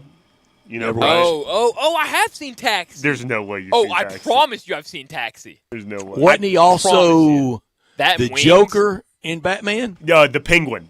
The Penguin. Okay, well, of course. I'm sorry. Never Of seen course he Penguin. was. You're close. Never seen it, but I have seen Taxi. I'll put anything on it that I've seen Taxi. I Good show. never watched Taxi. I like the show. It's a good show. Yeah. I can't tell I you remember much about it, so in don't the question original it. run of Taxi. Yeah, the one around that time. But yeah, not a fan of the Jersey Mikes. There's several of them, but I think they're all. Most of the commercials nowadays are bad, but that's an aside. And long breaks. Long break. Well, they got to make that money, and they're just going to get longer, Brett. Brett, I thought bringing up the Penguin was going to have you make a Burgess Meredith reference there. I love Burgess Meredith back too. in the day as Penguin, and Cesar Romero as Joker. That's a great show. Anyway, you know what? But my favorite, old school Batman character, and what was his name, was the butler at Wayne Manor. What was his Alfred. name? Alfred. Alfred. Loved Alfred. Love Alfred. Went to see the Batmobile at the boat show at the Coliseum one time. My grandmother and my uncle, they take me. We get to the Coliseum, and it came picture-taking time for me, I choked. I got scared. I didn't want to get in the car. Oh, man, Brett. Who owns one of the original Batmobiles? Jerry Lawler. Jerry Lawler, that's right. I knew somebody did. That's crazy. Rolled up to game day. Game day, that's right. That was cool. In the old, with the red one that's like actually built like a car. That's so cool. I my think gosh. street legal, isn't it? Yeah, it has to be. So. I'm pretty positive, yeah. That is Not so that it cool. takes it out. Oh, that's so cool. Can you imagine rolling around in that? Oh, man. It's about, what are you driving? Oh, it's Batmobile. Batmobile. That's crazy. All that's over my head. Not a superhero guy. Adam hate to West. say. Okay. I don't know. But Wayne Manor was great. That's a great show. I'm glad y'all enjoy it. Maybe I'll watch it sometime. I don't know. And I think it was always referred to as stately Wayne Manor. That's right. And they would have the narrative. All the episodes were 2 parts. They would come back, and you were like, "Will Batman get away?" And then they'll come back the next episode, and they go back and pick up the story where they left off. Bryant, highly recommend. Okay. I want to say Adam West, the original Batman on TV, came to Memphis and even had some cameos, kind of a skit on Studio Wrestling. Really? Really? Mm-hmm. Huh. In full get up. Oh, in his Batman garb. Yeah, not his Bruce Wayne, but his Batman. That is incredible. Oh, man, those are the days. I saw a clip the other day of, old school Memphis wrestling, and, that was premier wrestling, not only in our area, but for wrestling fans in general. Don't get Brett on that. Well, what are you talking about, Jay Morgan? That was when it was real. That's right. That's right. That's when what are you it talking was real. about? That's a good point. All right. Do y'all have anything else y'all need No, to get you're out good, about Brian. Batman or carry on with what you were getting to before Way I over my head. I do have one more story. Please. The friend I just mentioned that would run the Sweet 16 pool that we just lost. We all get home from college. He and a crew were going to Arkansas State, and a Fayetteville crew. We all get home from college, and we're going to go to Monday night wrestling at the Coliseum. And we're drinking up riding over, and we get there, and it's the first night of beer sales at wrestling at the Coliseum. It was great. I mean, it was like finding money. Unbelievable. Wrestling and beer. I mean, that's can't get any better than that, really. I mean, that was the winner. And it was just a complete surprise. In all seriousness, breaking as we speak, Jalen Rose with a big sit-down interview with Ja Morant. I couldn't catch it all, but I think this is very smart. In New York to meet with the commissioner, made himself available. They were talking about the contrition and the sincere apology. I think a sincere apology goes a long way. Oh yeah, absolutely. And I didn't like you learn said, from it. Oh, 100%, especially at his age. I mean, 23 years old. I mean, still so young. It's definitely something you can learn from. But I didn't get to see all of it, like you said. We kind of learned about it, that it was going on while we were on break. But I did get to see a little clip on it. I mean, it sounded like they were asking him about kind of what he had been doing in his time off, and he talked about being at that facility down in Florida and just kind of learning how to kind of deal with some of his stress and things that he put out in his statement when he first got suspended about kind of the stuff he was going through, and that it really helped going through that, but that he feels really good now. He feels like he's in a better place, and that he's ready to get back on the court. So hopefully, I know, we all know he's not going to be back for that first game against Dallas when he's made available. But I swear, I had a friend of mine text me the other day, said, all right, what's the real scoop on Ja? I said, I think it's age old. A lot of money and real young. It's hard to do. I mean, I've been thinking about that. It would get most of us. It would get all of us, really, if we're being honest with ourselves. I mean, I was thinking about. If Barrett wrestling got me, well, yeah. I mean, what would $231 million do? That's a good point, Brett. But this is a guy that's the same age as me. I mean, and so I've been thinking a lot about that. Of like, if I was in that position where, just like that, I became basically rich overnight and had to deal with all of that. It would be hard. There would be a lot of decisions that I wouldn't know how to make. I'm sure there would be people in my ear trying to lead me different directions, and it would be hard to kind of figure it all out at such a young age when there's so much going on. And it was just kind of, I mean, he was at Murray State, and then he's in the NBA as the number 2 overall pick. I mean, that is completely overnight. So, I mean, I think everyone wants to make it out to be a big deal, but like you said, I mean, it really is just a kid who has to deal with a lot of new things in his life at such a quick time, at such a young age. And the hardest word in the English language to say, no. Especially when it's people you're close with. That's right, and they're looking to you, and you can provide them with things and a lifestyle that otherwise none of us could imagine or could ever enjoy. And I think whenever his return, we know the reception he's going to get at FedEx Forum. Oh, absolutely. It's going to be definitely a good scene.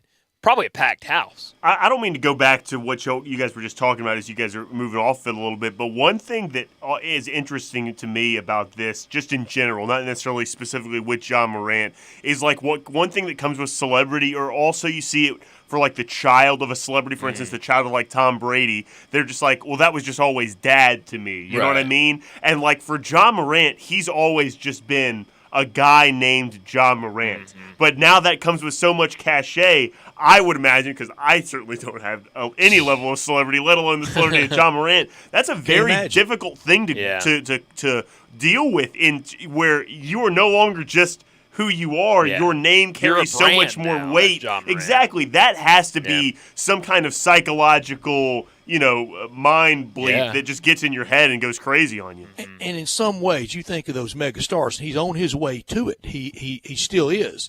Those megastars, Tiger, LeBron, Tom Brady, Peyton, I mean, name them. Yeah. They almost don't even they're almost not real.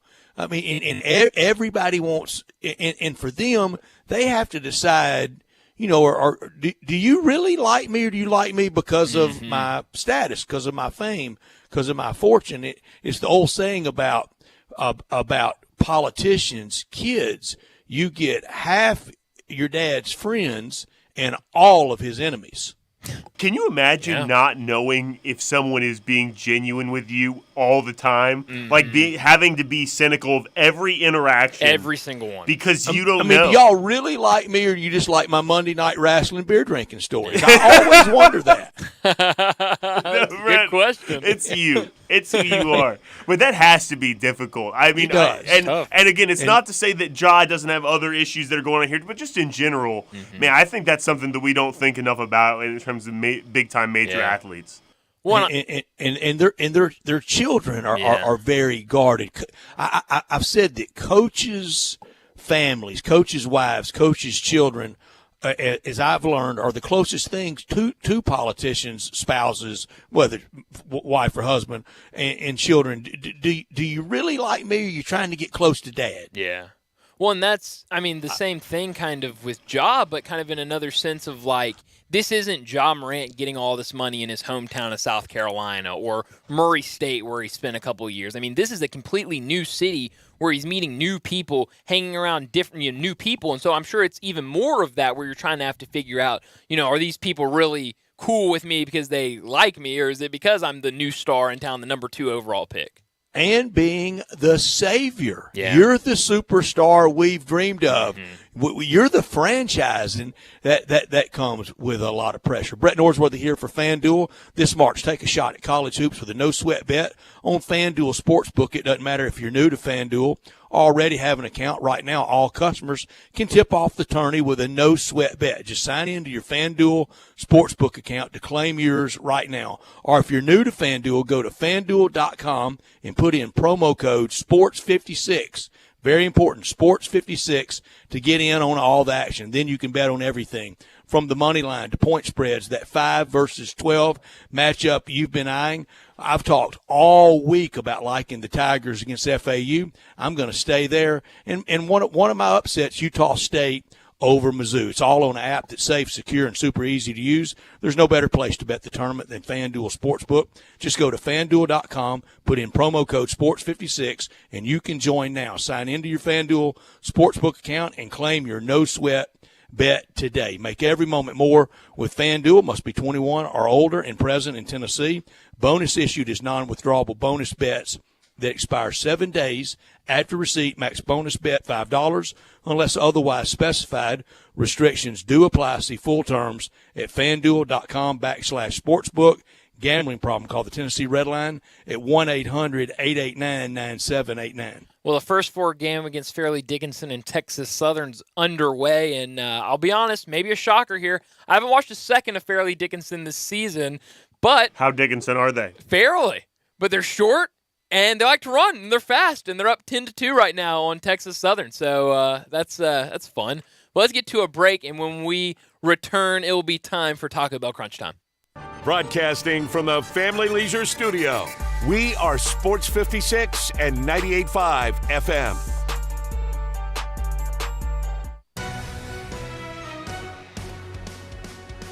Get in the game with DeSoto Auto Sales.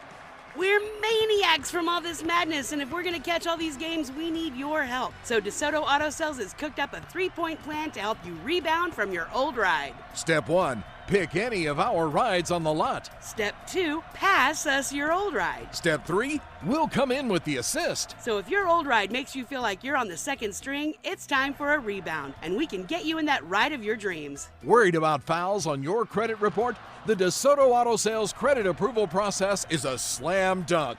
But hurry, this deal is done at the buzzer.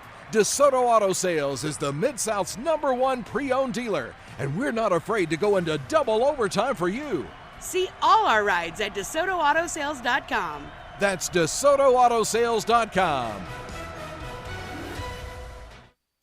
Brian Elder's Roofing Solutions. Brian Elder Roofing, 867-0303. You've known the name for 30 years. You might even remember him from nearly 20 years on Kix 106 as half of the Young and Elder Show. Now, 13 years later, Brian Elder is the largest purchaser of Owens Corning shingles in Memphis. Call him right now, 867-0303. Certified and trained by Owens Corning to earn a reputation for quality and expertise matched by no one. Don't let them tell you it has to be replaced when all it needs is a repair. Call right now, 867-0303. He'll climb every inch of your roof. He'll go into your attic and run a moisture and ventilation test using state-of-the-art equipment to make certain you're protected from mold and other contaminants. You may be causing respiratory problems for your family and not even know it. We're waiting for your call, 867-0303 or BrianElderRoofing.com. Call 867-0303. Brian Elder's Roofing Solutions. Add a little excitement to your sports watching experience by betting on all the action on FanDuel Sportsbook. There's a reason why FanDuel is America's #1 sportsbook. Their app is simple to use. They've got great odds on all different betting markets, unique, fun bet types like same-game parlay, and exclusive always-on promotions such as enhanced odds boost on the biggest events to let you get more action out of every game day. And if you win, they even get you your winnings safely in as little as 24 hours. If you've never tried FanDuel Sportsbook, what are you waiting for? Go to FanDuel.com, Sports56 promo code to get in on the action, all on an app that's safe, secure, and super easy to use. Just go to FanDuel.com, Sports56 to join now or sign into your FanDuel Sportsbook account. Must be 21 or older and present in Tennessee. First online real money wager only. $10 deposit required. Refund issued as non-withdrawable. Bonus bets that expire in 14 days. Restrictions apply. See full terms at FanDuel.com/sportsbook. Gambling problem? Call the Tennessee Red Line at 1-800-889-9789.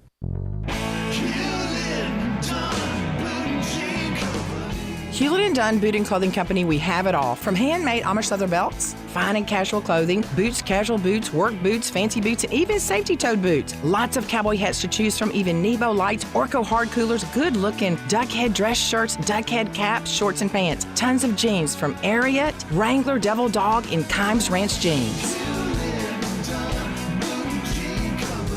At Hewlett & Dunn, we have a great selection of Old South t-shirts and caps. Fine clothing from dress to casual to Sunday best. Enjoy choosing from UFO's orthopedic-approved shoes. Hewlett & Dunn Boot and Clothing Company. Boots of every size, every color, every skin. Great quality Western, work, and safety toe boots. Hewlett & Dunn Boots and Clothing Company. 111 North Center Street, Collierville. Hewlett & Dunn. Hewlett & Dunn, serving you and your family since 1961. Homer Skelton Hyundai Genesis in Olive Branch has an offer you can't refuse. They will pay you to do business with them if you want luxury. And I'm talking the Genesis G70 car. If you would love to have that kind of new technology, they will give you a $1,000 rebate when you finance with Genesis Motor Finance. In other words, they'll pay you $1,000 to do business with them, and you get brand new luxury. You can't beat it. That's Homer Skelton Hyundai Genesis, right at the corner of Craft Road and Highway 78 in Olive Branch. Homer Skelton Hyundai Genesis in Olive Branch, where customer retention is amazing. There's a reason. They take care of you with a team that's been together for a long time. Whether it's finance or whether it's service, you can't beat them. Homer Skelton Hyundai Genesis. Did you know nearly 40% of men under 40 and over 75% of men over the age of 40 experience sexual performance concerns? At the Memphis Men's Clinic, their experienced physician performs a comprehensive evaluation that determines which specific issues may interfere with your sexual performance. These issues can vary and range from anxiety to medical issues, low testosterone, or erectile dysfunction. The Memphis Men's Clinic has evaluated hundreds of men of all ages over the years and reestablished a normal sexual life. The Memphis Men's Clinic will work aggressively to resolve issues and allow you to restore your sexual health and overall well-being. That's the Memphis way. If you're 20 years old or 90 years old, come and get cared for the Memphis way. Treatment that's based on your specific needs after a professional clinical evaluation by their experienced board-certified physician. Call the Memphis Men's Clinic today at 901-443-0475 or visit memphismensclinic.com. Now back to Sports Time on Sports 56 and 98.5 FM. This hour is brought to you by DeSoto Auto Sales. Here are your hosts, Brett Stats Norsworthy and Bryant Dacus.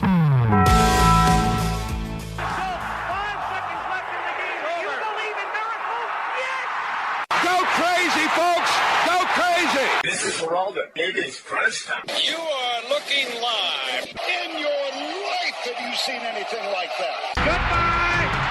Hello, Haskins. It's obviously crunch time. Hammer, nail, coffin. This baby is over.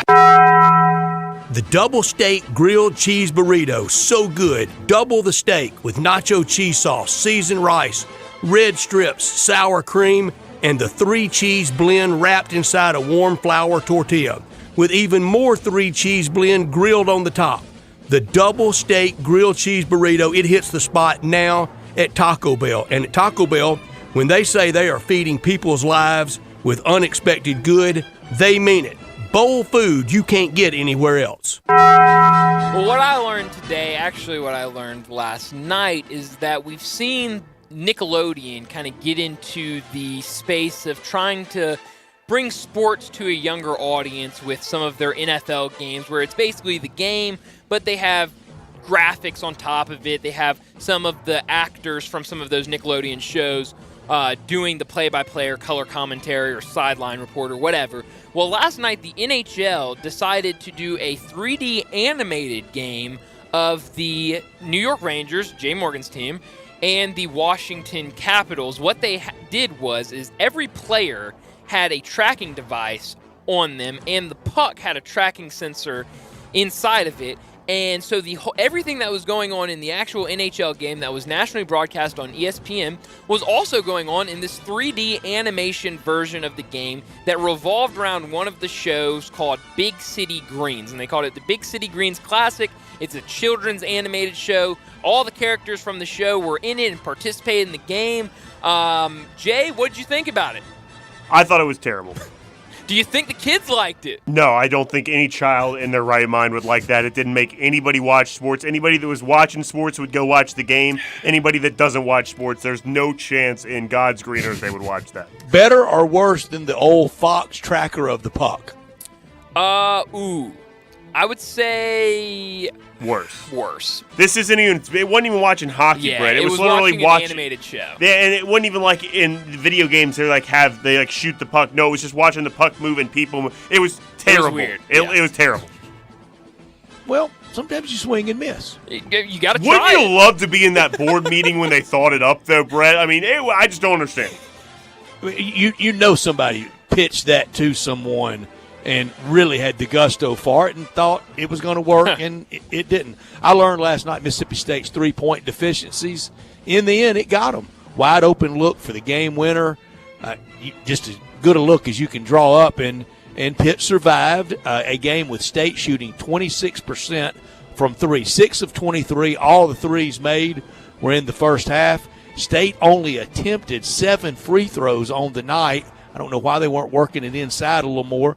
Had 14 turnovers. Pitt moves on to play Iowa State on Tobacco Road in Greensboro. What I could have done without, and really it's not a terrible thing, but the Dallas Cowboys cut Ezekiel Elliott, which I hate. I love Zeke. Been a fan of him ever since he was at Ohio State and loved him being a part of the Cowboys. But that means it's Tony Pollard's time, and I'm excited about that, and we'll see what he can do next year as the starting back.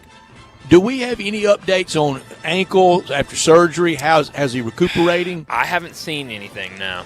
Because he gets big money this year for the tag. He's in play for life-changing money, generational wealth, and we want him to get his hands on it. Could have done without this. All the former Tigers out there that some just still drool over, and I think wish we're here, and I swear I think that some would rather have them back than this team that's really just accomplished something. DJ Jeffries last night I thought was the same player last night he was on day one here. Pretty good, really doesn't finish, always kind of unfulfilling. Yeah.